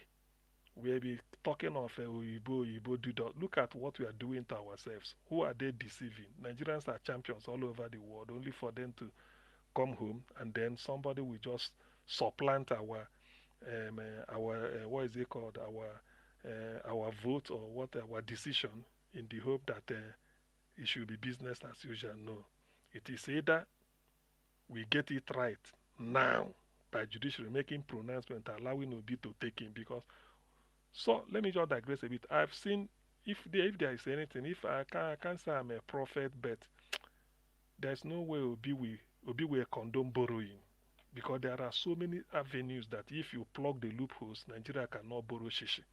Even for now till forever, we don't need it, because we have more than put our resources to work. Then all these thieves will just vomit all the things they have. So what are we borrowing for? You borrow money, then they loot it again, and you are owing. So Obi coming in will be a massive relief, so that before some of us will die, we will have a sort of a taste of what really government is all about. What that somebody can be in a farm when you realize that the person you have in Aso Rock is working for your interest. Oh boy, you will work harder. You will know that yes, you now know that yes, this man is there. He can tell you that our economy is growing, and you will feel it. You will feel it. It's not by saying, you will not know. He said you will be surprised that so it can be possible for somebody to have light, say, out of 24 hours, even if it's for 7 days. Then the 8th day you may not. But is it possible?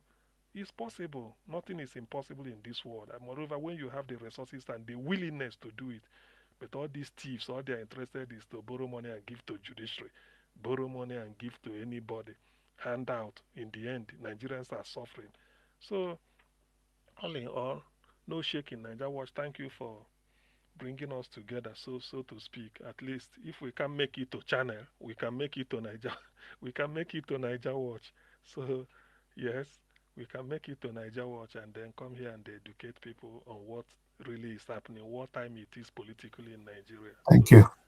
Thank you, Kasim. Yeah, I do not see why not. We are in the right business. Yes, sir.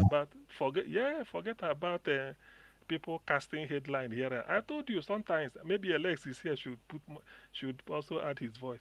You know, this I was sponsored. We have to cast our own headline here. Tell people, yeah, that is what, so that people will know. After all, what makes a headline? Is that not what somebody says? They feel that they are too important because they go to Arise and Channels and TVC. We are also important. They are not more important than us. After all, it's the same news we are analyzing, and we are even telling them what they do not know, or or push them in, nudge them in the direction they never dreamt of, or even predict why certain things are happening and what will happen as a consequence. So all in all, we are doing well. Let's keep it up, man, despite all odds. Thank you very much. I yield here. Thank you, Gassiam. God bless you, sir. I beg my people on the comment section, those of you watching me right now, press on the like button, my people. We ask for 500. We are currently on 423. Make we take and go 500. Press on that like button. Thank you. Black Panther, finally, we're back to you. Please give us your final submission. Thank you, Mr. Najawad. Mr. CN, make sure your volume is a problem. Make sure you work on your volume. People are complaining on the comment section. And yeah, so I want to speak on Omokri. It seems that most Nigerians does not understand who Omokri was. Omokri is 3-in-1 in GJ government. I will use something to qualify him. Omokri was an SPV. 1. Omokri was a project. 2. Omokri is like somebody who delivered, forgot what they call that kind of person. Person who deliver prostitute to the men in the high places. That is the 3-person Omokri is. I'm using those things to qualify him, not that he's that person, but in your own mental capacity, think what I've just spoken. That's the person Omokri is. Omokri is a project. Omokri is an SPV. And Omokri is somebody that supply prostitute to the political bigwigs. That's the kind of person Omokri is. So nobody should waste his time on Omokri, because Omokri is the link in this Agbado project. Remember, Omokri went to Chicago. He did a video there, but he came back with an unsigned fake document to tell you that Agbado went to that school. But if you look at it, Omokri is a PDP man. Atiku is a PDP man. Agbado is APC. What link Agbado and Atiku is that APC came out for PDP because they are birds of the same feather. And Agbado and Atiku are friends, political friends, very strong one. So that man called, now just tell you that this man is like a project. That is the work that he has done. He has come to make the trajectory look as if he is somebody that is trying to help the Nigerian people to find out who Agbado is. But what he's doing is trying to, reprogram the mindset of Nigerians that does not really think critically. So it's just somebody that we should just throw aside. It's not relevant. If he says what I've just spoken now is wrong, let him fly into Nigeria if he will not be arrested. If he will not be arrested, like the man that Agbado took as a budget and planning.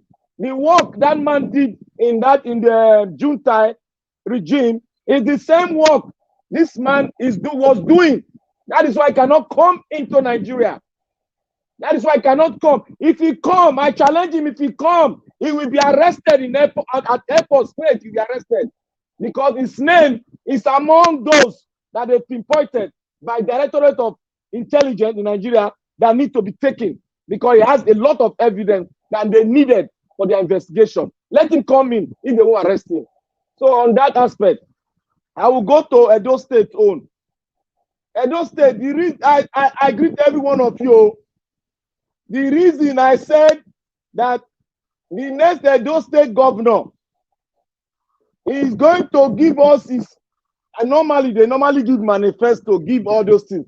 I have gone through all the gimmick when people come to politicize, give manifesto, they'll just ram, write it, they'll rambu, they come in, Oh, I cannot do it. There's no money to do it. They'll talk all those shenanigans.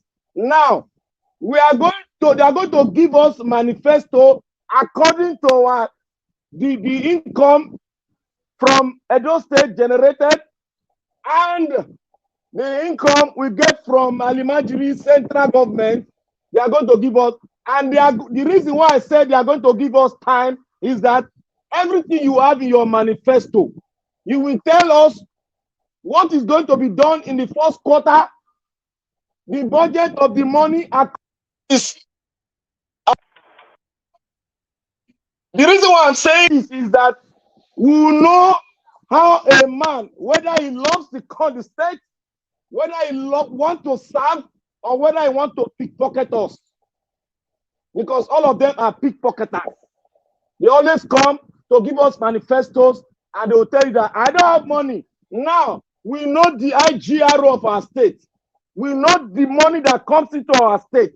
Now, we are going to use that as a budget and look at his manifesto. Is that manifesto, can it be done or can it not be done? If it can be done, tell us when and when you are going to finish it. You are going to start it. You are going to finish this and first quarter. You move to the second quarter, just like that, so that we know a man who is ready to serve us, so that we follow him with budget and go like that. So any man that wants to build road for us, he knows the budget. He cannot tell us that he doesn't know the budget. If he doesn't know the budget or money to spend on the road, let him go back to school because he cannot govern us. He knows the budget. Now, that is the reason why I don't want us to go through that of, oh man, this time you tell us the first quarter, second quarter, third quarter, your first 100 days, this is what you are going to accomplish. Your second quarter, we are employing them. We are telling them that what is going to be your accomplishment in 50 days, in 100 days, how you are going to do it, how you are going to generate money that will do that project. Not telling us that I will do it and later I come back and no money, no money. No, we don't want to hear that book crap from anybody that will come from Edo State. Now, let me tell you guys what is playing in Edo State now. In Edo State, the wire that hold three of them, the governor, this deputy governor, and the former governor, who is the tailor. The wire that is holding them is water steam project money. That is the three wire that is holding three of them. Three of them were participators of that humongous crime committed against the state. Now, when you people not hear that, Shoaib will say, "Let me bring in Taylor. Oga Taylor come politics. Let me do this. Let me do that." That is one thing he did, and he got into the State House of Assembly. He got there. He was a prominent leader. I've forgotten the leadership role he had in that National Assembly. When this money was supposed to be appropriated for that project, it went through the House. Go into that thing. Go and look at people that stood for the Taylor, who was governor. Shoaib was among them. That passed that bill for him to accomplish, and three of them to share the money. Why is it that the governor that came in did not probe that project? As big as that project is running in $1 billion. Why is he not doing it? Because he was part and parcel of it, and he has been given money. This one, another go talk English. He has been given money. He took part of the money into his coffin because this man is they call it economic technocrat. I call him chief technocrat. That's the kind of person he is. Go and check his record. You will see in his record, he has a dent in his record. I can't bring it up, but I know he has a dent in his record as an economist. Even in the educational structure, he has a dent. He cannot say he's a five credit graduate from a secondary school. He can't come out to say it. That's to tell you that he's found wanting in his learning and even in his character. That is to show you that he's not credible enough and has not been credible enough to rule Edo State. We got into Edo State government because of sympathy from the Edo people who cannot see somebody suffer and cheated, because we are people that we are humane And we know we don't like cheating. That is why we stood by him and allowed him to get there. And because the tone of the Edo State from the south, we allow him to get there. We cannot allow him to be cheated because it's part of us and he spoke like us. But one of us did not go into a street to see who he is. And for Philip Shuaibu, I told you people that look, Philip Shuaibu, now snake in the monkey shadow. Philip Shuaibu can speak now. All of you, I don't like when I go vote him in. What he need is like this. I told you that more is still coming. They are going to hit Philip Shuaibu very hard.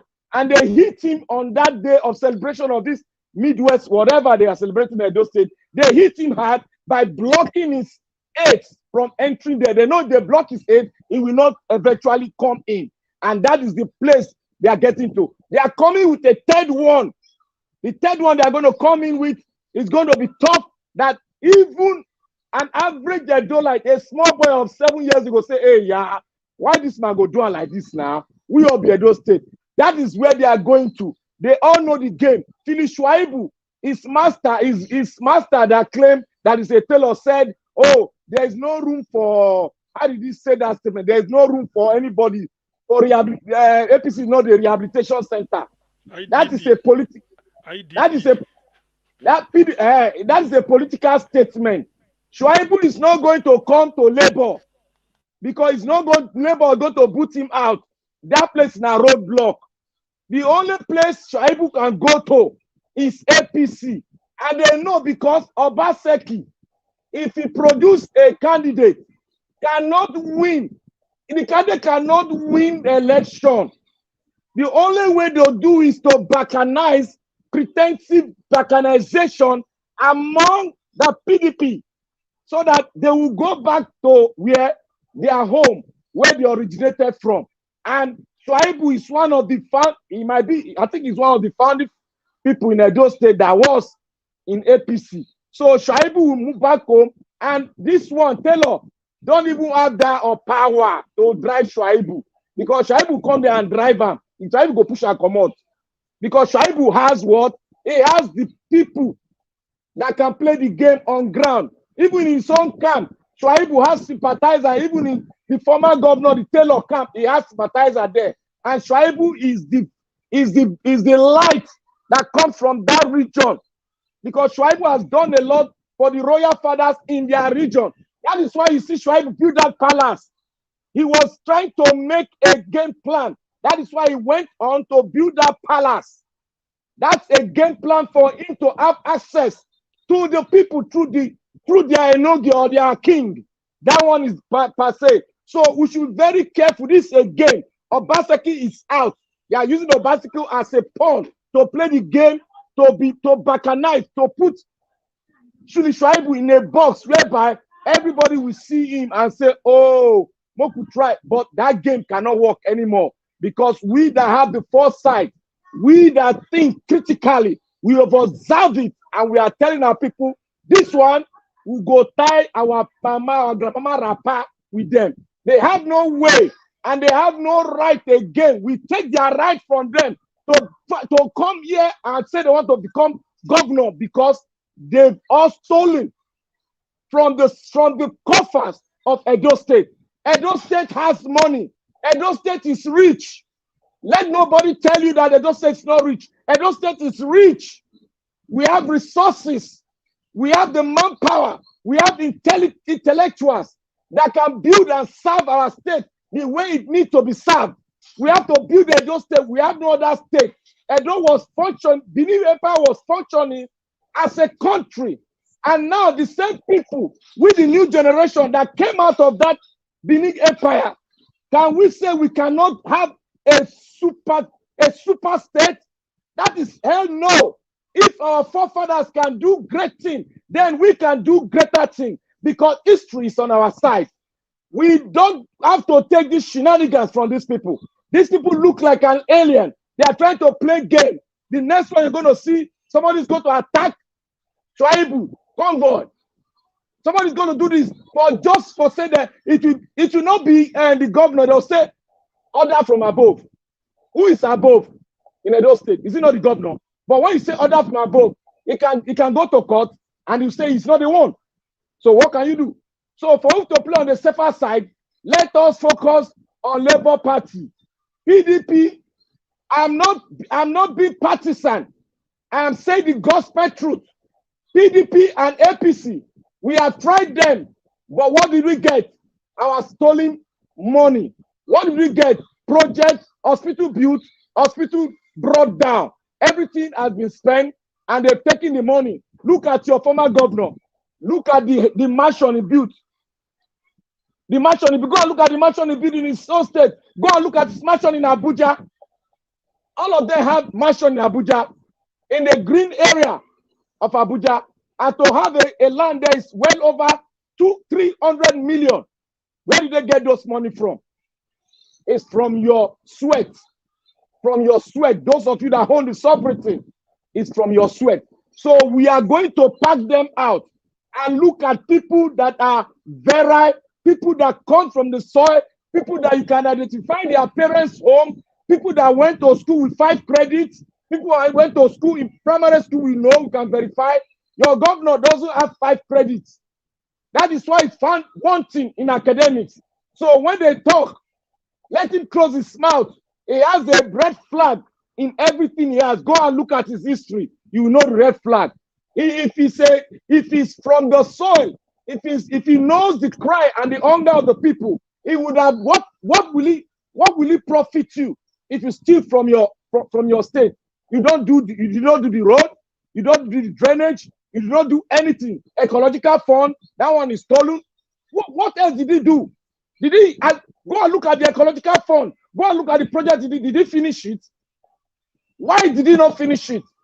Because they know they want to pass the baton to their friend so that their friend can continue. And they'll say, oh, the money has the value. Dollar is now 95. So we cannot continue. That is hell no. Because that contract was signed not with $950 per, not with $950 per dollar. It was signed with 550 whatever.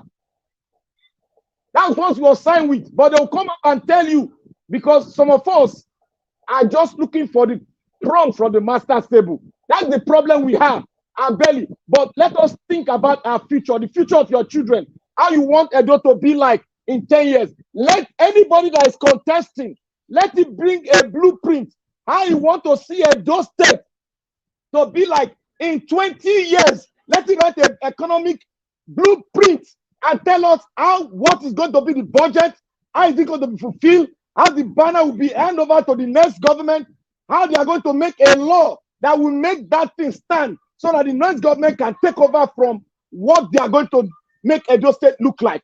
We can look like Dubai if we all keep our head together and work like the Chinese have worked. We can work it out. We have a lot of our brothers in diaspora which are coming in to invest.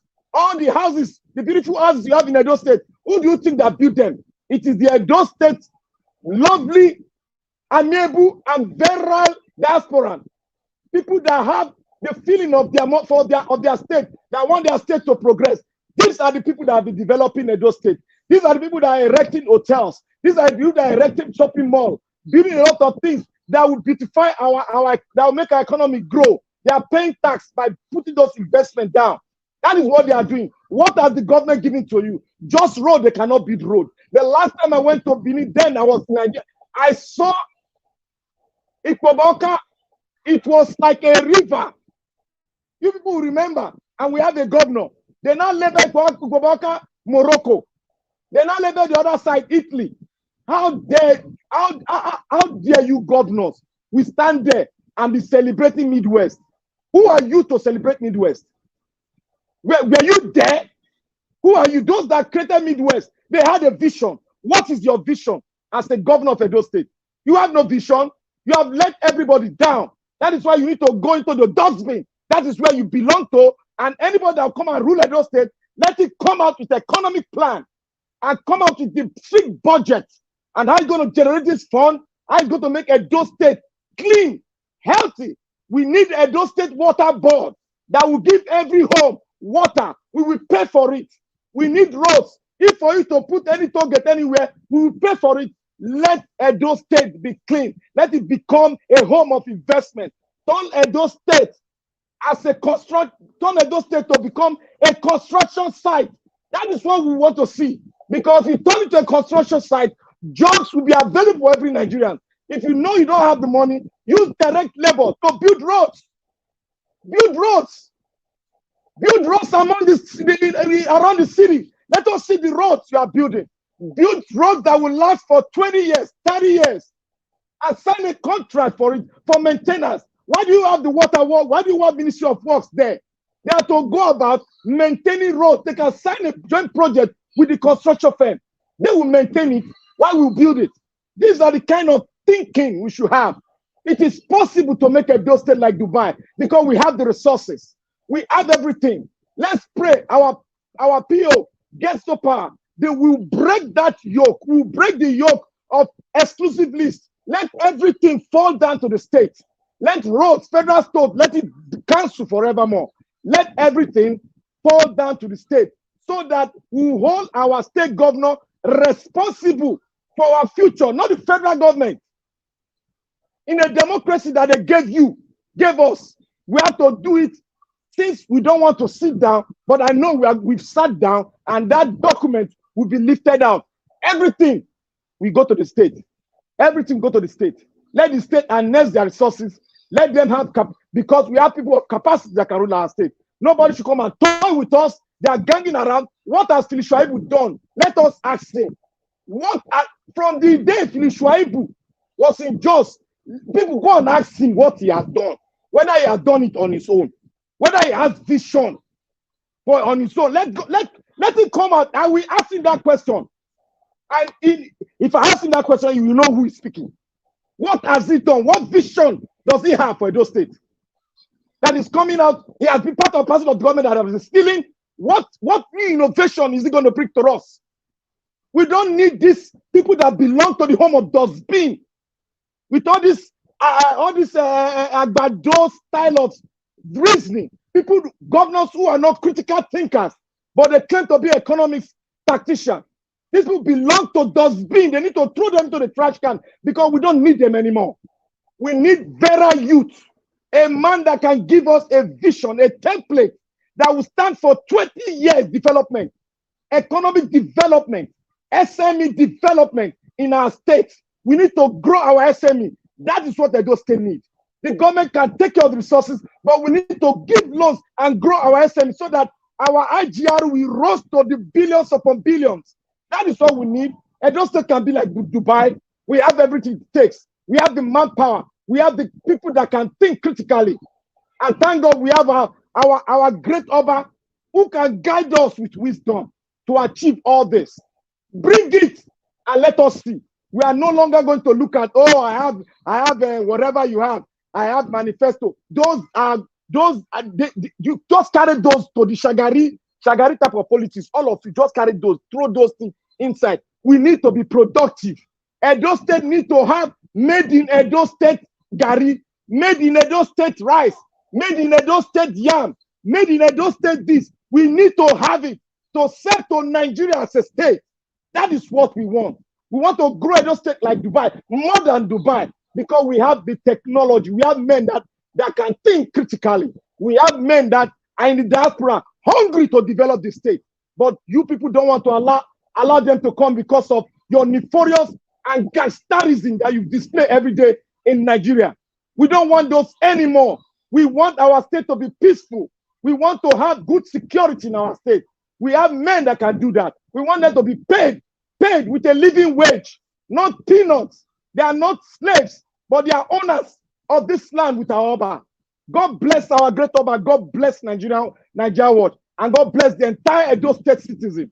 We will reign above all these wicked men. And we will reign forevermore. We throw them to the dustbin. That is where they belong to. All these shenanigans, docile Edolite that are moving around with them, we are going to teach them a lesson in this election. We will use what we have to get what we need. We need Edo State back into our hand. We need Edo State. We need Edo State, the heartbeat of the nation. We need that heart to be beating very well. We need the blood to be flowing straight into the heart so that the heart can renew the blood and give back to every region. That is what Edo State is. And Edo State must remain the heart. And we must function as part and parcel of the heart to keep the heart beating. We must stand for our right. Edo State belongs to Edo life. Thank you, Mr. Naija Watch. Okay, thank you, Black Panther. That was a very heated submission right there. Yes, thank you. God bless you, my brother. I hope 2024 is around the corner. Hope we'll have the right person that will lead us, you know. Fingers crossed, but I'm not really focusing on that now. My main focus is how we can finish with our court case with, you know, our fight here. Once this is done, yeah, I'll focus on something else. But the submission was wonderful, strong, and very, very passionate. Thank you. All right, on the comment section, I see a couple of you right there. Thank you. Uchima, thank you. Tony Africa, thank you. Jesus is my father. Thank you. Patricia Nofe, thank you. I can see many of you. Peggy Modi, thank you very much. God bless you all, my people. Yes, let's call on the next person. Final submission is what we're giving now, my people. So Black Panther and Mr. Alex don't give their own. So I'm coming to I'm a Bright. Madam, please give us your final submission. Thank you. Thank you. My brother Black Panther, you do well, oh. As you talk about Edo don't turn to village, even worse than a village. Among all, we are the Benis coming out to say something, but we are backward. If we have to compare ourselves with other places, I know there are other places too, but now Benin come worse pass. You said that they will construct a road that will last for 30 years. Within that 30 years, they should put a period of time, either every 5 years or every 10 years. They should be controlling it, maintaining it, knowing when, at least creating a road, you will know how long it will last. Then if every 5 years we have to maintain it again. Not until hole will be there where everybody falling in and buy there. They have to still maintain it. I don't know. I was talking of Reno Monkri. Was it not Reno Monkri that was saying Baba will not well, hand in the shake, the leg in the shake, that was falling on stage during the campaign? Was it not the one? I was trying to remember the name. I couldn't remember his name. Anyway, if I have to say, as according to our brother Alex, my fireman, he's the one who said that the Northerner, we the West, South, East, we are not cooperative. And we used to go to Northerner people to bow down just because to get money.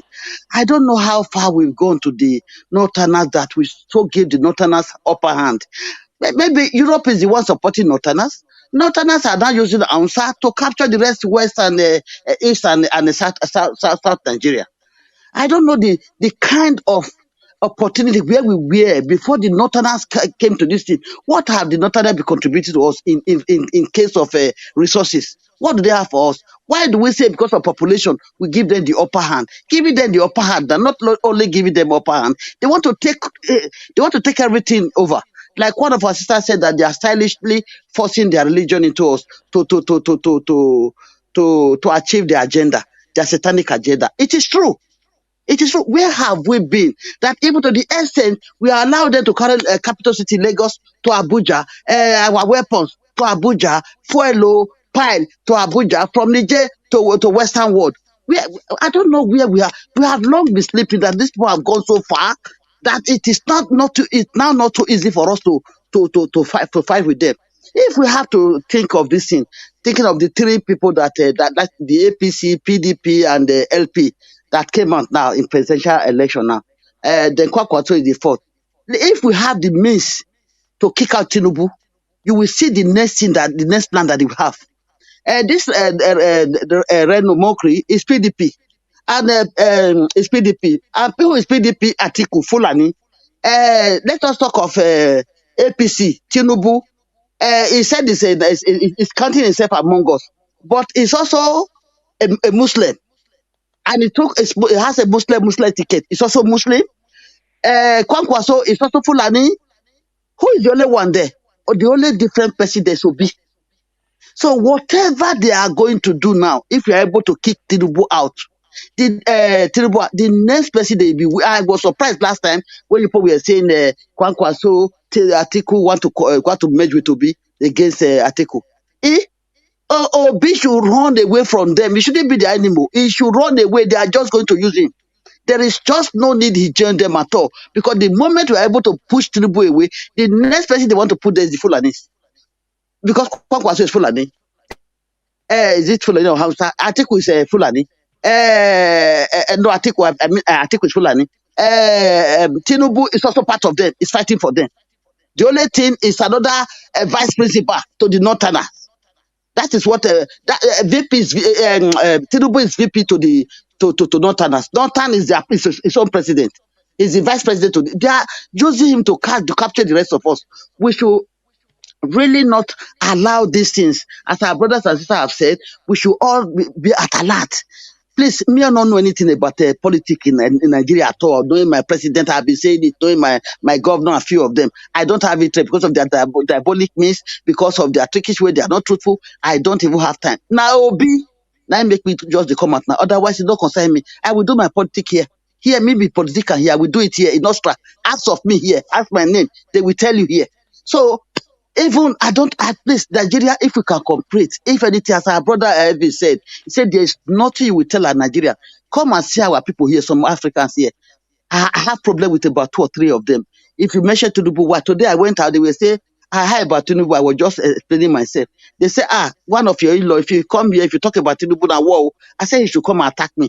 I'm here for him. So most of us, no matter what you will tell them, they will never like to learn. They will still stand and be defending these criminals, these Satan people. So please, Edo, we should wake up. All Nigeria, all of us should wake up. Not only Edo, I'm not being tribalistic.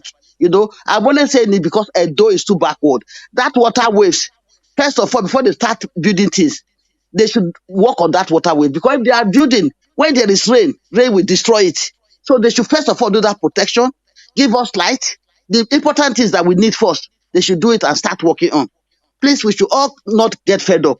We should try to protect Obi himself. About certificate we are talking, about education and this the Tinubu certificate. Don't we know that there is corruption in Europe? There is corruption in Europe. Not that there's no corruption. But the way they do their own, they do it systematically towards the foreigners in a way. They protect their inborn people in a way. But if you now said you want, as a Nigerian now, Tinubu now carry a typical criminal, carry it to Chicago to go and force certificate. He can only go there, register and say, register me. We just take picture with them, and then later he will collect his certificate. There is corruption in Europe. Or European will only, if you want to get the certificate, they will give you, since you can give them huge amount of money, they will just give you. So long as you are not going to use it in their country. And when that thing happens in their country, if you are caught, they will find you to the root. They will find you to the root. So that is what we don't have in Nigeria. We cover up all these criminals, which we have to stop and fight against. Obi is the only solution. I hope and I wait that the judiciary should take the right decision. I pray. Thank you, Mr. Elvis. I hands up here. Thank you. Thank you, Madam, for your submission, Madam Ame. I appreciate you. Thanks for your encouragement, your support. We appreciate you. Thank you. Thank you too. Hopefully, we will have a better Nigeria in our time. We'll all collectively putting in the effort. So let's continue to try. We have a maximum of 16th of September. Between now and 16th, obviously, it's not going to be the 16th, and we cannot accept that.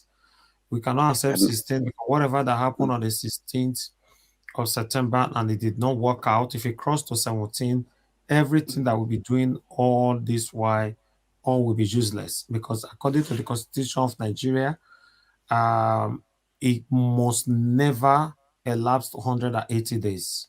So for me, I still strongly believe that the judgment will be between this week and next week. Oh, I hope so. Yes, so let's keep our fingers crossed. Let's stay glued to our gadget. The breaking news will happen anytime from now. Thank you very much, my people. I appreciate you all. I'd like to call on the next person so we can end this broadcast. Let me go to give us a mandate. Give us a mandate. Are you there, my brother? Final submission. Well, thank you very much. Thank you so much. I don't think I have much to say other than for these people to do the right thing, declare Peter Obi as a president. And then for Edo State, I think a lot have been said. Um, honestly, the Edoites need to arise. Let's reach a consensus and determine who we want to bring out under the Labour Party umbrella as the next governor, because Shuaibu Obaseki or Shuaibu plus Obaseki, they are the same thing. If you minus Obaseki from Shuaibu or minus Shuaibu from Obaseki, it's still the same thing. So Shuaibu, Shuainos, Obaseki, they are all the same. These guys, they are just playing political jamboree. They know what they are doing. Rino Omokri, it's a matter of time. His own time, his days are numbered. But you know what? We'll continue to fight this fight and continue to push. Judiciary, give us the true dates. Court, give us the true dates. Let us know what's going on. Thank you very much, everyone. Have a blessed night. Bye. Thank you, my dear brother. Give us a mandate. God bless you, my brother.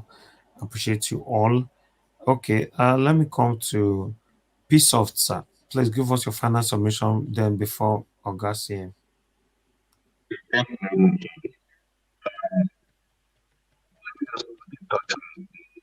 We can't hear you. Your network is bad, sir. It's bad. Can you hear me? Okay, you are good now. Go ahead. Okay, so let me just quickly touch on the election first. I'm with Alex. Your network is still bad, sir. It's bad. I don't know what's wrong with my network. What's happening? Just don't know. Maybe Tinubu is hacking me. Okay. I think it's getting better again. Try again. Okay. Let me just quickly talk on the election now. I'm with Alex on this very one, that if the judiciary will not declare Obi the winner of the election, I'm of the opinion that I think is right now we revisit our history and we'll go back to who we were before the British brought us together. It's even annoying that if you check the history of the part of the Benin, that palace has been there for the past that should be like 2,000, over 2,500 years old. That palace. That's how far we'll be coming. That's just the palace alone. That's not even with the people. That's when that palace was created. So if you look back, and then now this is what we're facing. This is all bullshit. So we're not going to let the judiciary to put us in a very big name, and we're not going to let that continue. If they refuse to allow the right thing to be done and they want to be in bed with the politicians, well, they are fine. Then we definitely, especially with the Benin people, we are definitely going to have our own state. Then even in 2024, we might be able to be thinking of a prime minister of our own territory. That this governorship of a team might even just be something. It might even be a prime minister. So just in case they're listening, because we are very ready. Whatever we start, we don't stop until we get whatever we want. That's who we are. And for Philip Schreiber, I understand that. I know that they are playing games. It's just games. And I believe that not just believe, something I know that they're playing games among themselves. So the people definitely will decide. I know that by the time this is continue to happen, and if Israel starts to talk, I know our people, Israel is going to get so much sympathy. Who is going to cover Pastor Kiss acts up? It's not the same Israel. He knows all the secrets of Pastor. He knows where Pastor Kiss kept money. He knows all the things. So, do we really think that Pastor Kiss is going to fight Israel not to be governor? Of course, he may even want Israel to be the governor to cover his ass up.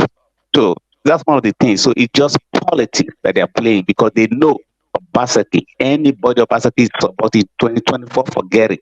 He's never going to win governorship election in the state. Never. That's just for that. Thank you very much, Elvis. Thank you, the panelists. I really do appreciate you guys. Thank you. Okay, thank you, Oga Soft, for your final submission. I appreciate your time with us today. Looking forward to see all of you again tomorrow. If you are available, that would be nice. Oga CM, you have the final say. You are the one to close the broadcast for us. But before that, let me appreciate Ame Bright. Thank you very much, madam, for the super chat. I really do appreciate this. May God bless you. Go ahead, Oga CM. Thank you, sir. Okay, thank you, Niger Watch. I think people said initially my volume wasn't coming out. I wasn't audible enough. I hope now it must have improved. Anyway, because we are bringing it to a close, I thank those that have spoken before me, particularly Black Panther. I think I keep quoting you that for Edo 2024, for Edo Decides 2024, we no longer need manifesto. What we want, in fact, we no longer want manifesto. What we need is a timetable of action. In other words, what they call action plan, which will be smart, just to add to it, smart in the sense that S stands for specific. You will identify what you want to do. Measurable for M. We should be able to measure it with you and see whether you just bamboozle us, you just want us to follow you. Then achievable. It's not enough to go and build castle in the air and tell us under 2 years you make Edo State to Dubai. No, we know it cannot be, but we want you get somewhere. So it should be achievable. Then realistic for R. Realistic in the sense that you should be able to match cost with you should be able to match cost with what is it called? Cost with outcome. In other words, do you know the economic base of Edo State? Can it support it? You don't just tell us you want to build the fastest train ever known to man. At what cost? Where is the money? You have to tell us how you costed it so we follow you along.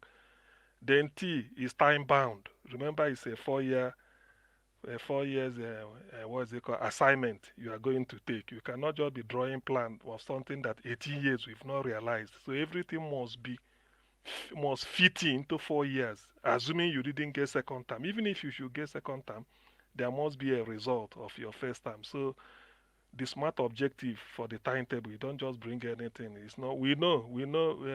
Those indigenes know what the problems are.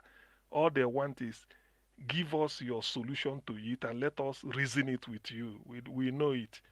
Then the other person will bring, and then you compare notes. So that's as far as it goes. I think that is a very brilliant idea by Black Panther, and I like it. No more manifesto, but action plan. That's what we want, so that it will be smart objective. So thank you for that. And then the on P2B issue, I think I read to retouch one other thing that came to my mind, which is this trying to set a agenda for him. Yes, right from the first day, immediately he announces because I'm looking beyond this time I'm looking beyond the presidential election tribunal. So immediately he gets in. Of course, he knows that he had to, this. Not, I don't want to use the phrase hit the ground running, because those that promise to hit the ground running, I don't know where they are running to now. So let's say the moment he announces a cabinet, checkmating starts. Checkmating in the sense that everything will be looked into with the intention to point out flaws, because the analysis will be spot on. When he said this, we have to know why. His own is to bring out a policy. Our own is to say why is this policy, given the realities of our time. So they have the explanation to make, and then to satisfy, or we bring alternatives, say why not this. So that way it becomes a constructive criticisms that will not only help him, but it will help everybody. And then in that case, he will know that yes, because that is the way it's done in the West. You don't do destructive criticisms. Otherwise, we won't benefit anybody. So constructive, to tell the person that, look, we know you want to do this, but why not this way? Why must you start from there? Then explain to us. If it didn't fit in, then we continue telling you, unless you prove us wrong. So that way, it becomes a debate and brainstorming. That's what it should be. So Niger Watch, the last word to you. Thank you very much. Don't if since like if you've been managing for 1 year without holiday, is it now that we're about to get over the line that the holiday will be so urgent? Don't worry. Exactly. Don't worry. So, that is where it is.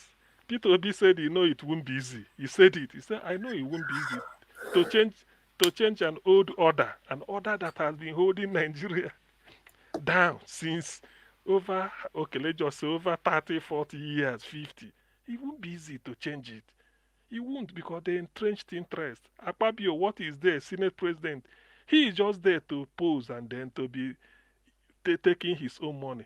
Assuming Ekweremad is not behind where he is now, they will be the people going to channels to explain one situation or the other. In fact, his house will be a mecca.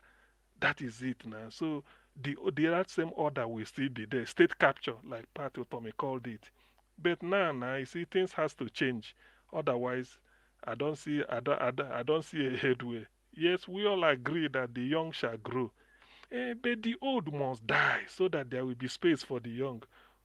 Without this type of ballot revolution that happened on 25th February, there wouldn't be hope for Nigeria.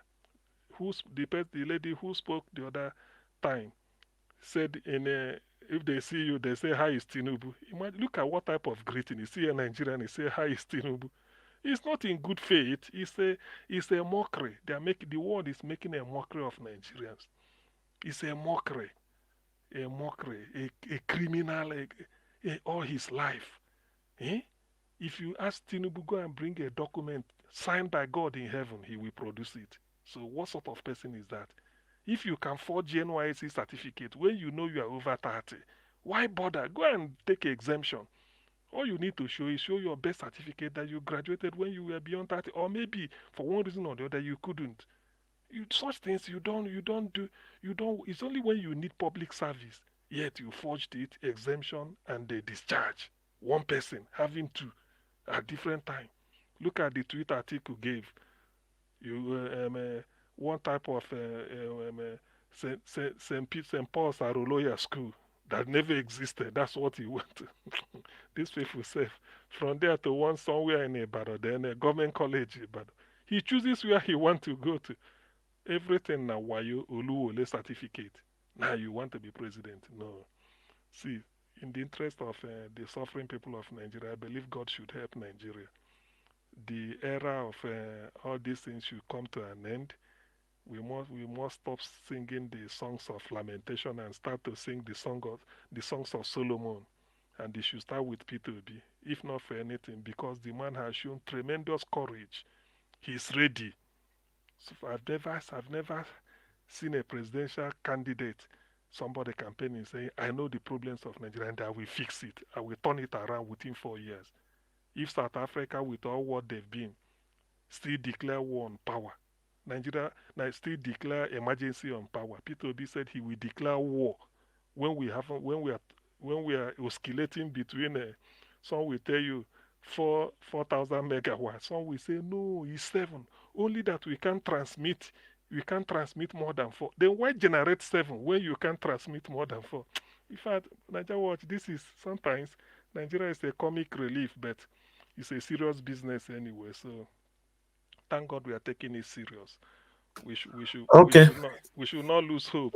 Thank you, sir. you, everybody. Good night. Thank you. God bless you, Augustine. Thank you very much. I want to use this opportunity to end this broadcast right now.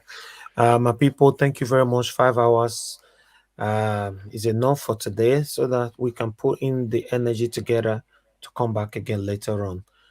Yes, fingers crossed. We are getting close. As for me personally, I'm not ready to give up anything. Give up waiting when we are almost there. Give up to go do what? Give up to go relax on what? Let the judiciary pass their judgment, then we cannot know where we stand and everybody can now move on. Fingers crossed, the judiciary will do the right thing. Peter Obi will be the next president of the Federal Republic of Nigeria.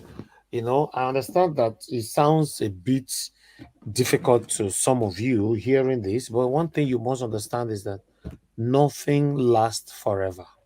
There is time for everything in life. Maybe this is the time for God to answer our cry, because if you're hearing my voice as a Nigerian, you know that every single one of us are suffering as a Nigerian. Regardless of the amount we have in our account, we are still suffering. But God is about to take us all out of it. Fingers crossed, by God's grace. We are waiting this week. Today is just Monday. This week or latest next week. For me, I'm not saying waiting they tell me for Koto. For me, this week or latest next week, I'm finger crossing for final judgment. It will happen. Thank you, my panelists, Black Panther, Give Us a Mandate, Peace Soft, Augustine. Thank you very much. Those of you that came to the panel, I appreciate every one of you. And those of you that is on the comment section, thank you very much. I'd like to quickly appreciate those of you that supported me financially today. Adela Wash, Amazing Grace USA. Thank you very much, my people. Mona Ferreira, thank you very much. I saw your missed call, but it was late. Maybe tomorrow we can entertain you. Thank you very much, sir. Amaka Afujabi, thank you very much. June Baseki and Madam Ame Bright. May God bless every one of you. And people on the comment section, my wonderful people right there. Thank you very much, Mother of all Mommy Diaspora. We appreciate you. Thank you very much. Chris Dublin, we can see you there, sir. We've missed your submission. Gabriel, thank you very much. I can see you. Thank you. And I can see Tommy, thank you very much. God bless every one of you right there. Imo Sokri, I'm a bright once again. Peggy Modi, Tony Africa, thank you very much. Efra Catfish Farm, Nigeria, thank you very much. Olabimpe Soyemi, thank you very much. Jesus is my father. Patricia Enofe, and many, many others. Oshena Otioba, thank you. Guys, press on the like button before you leave. Help us to copy the link and take with you as you are living right now. Now, God bless you, my people. Join us again later on by 6 p.m. Every day we are here, 6 p.m. Nigeria time. If it's your first time on our channel, please endeavor to subscribe with us. Hit the notification bell to be notified whenever I'm here or any members of my team. Yes, join our membership program and share and like our videos. Now, God bless you.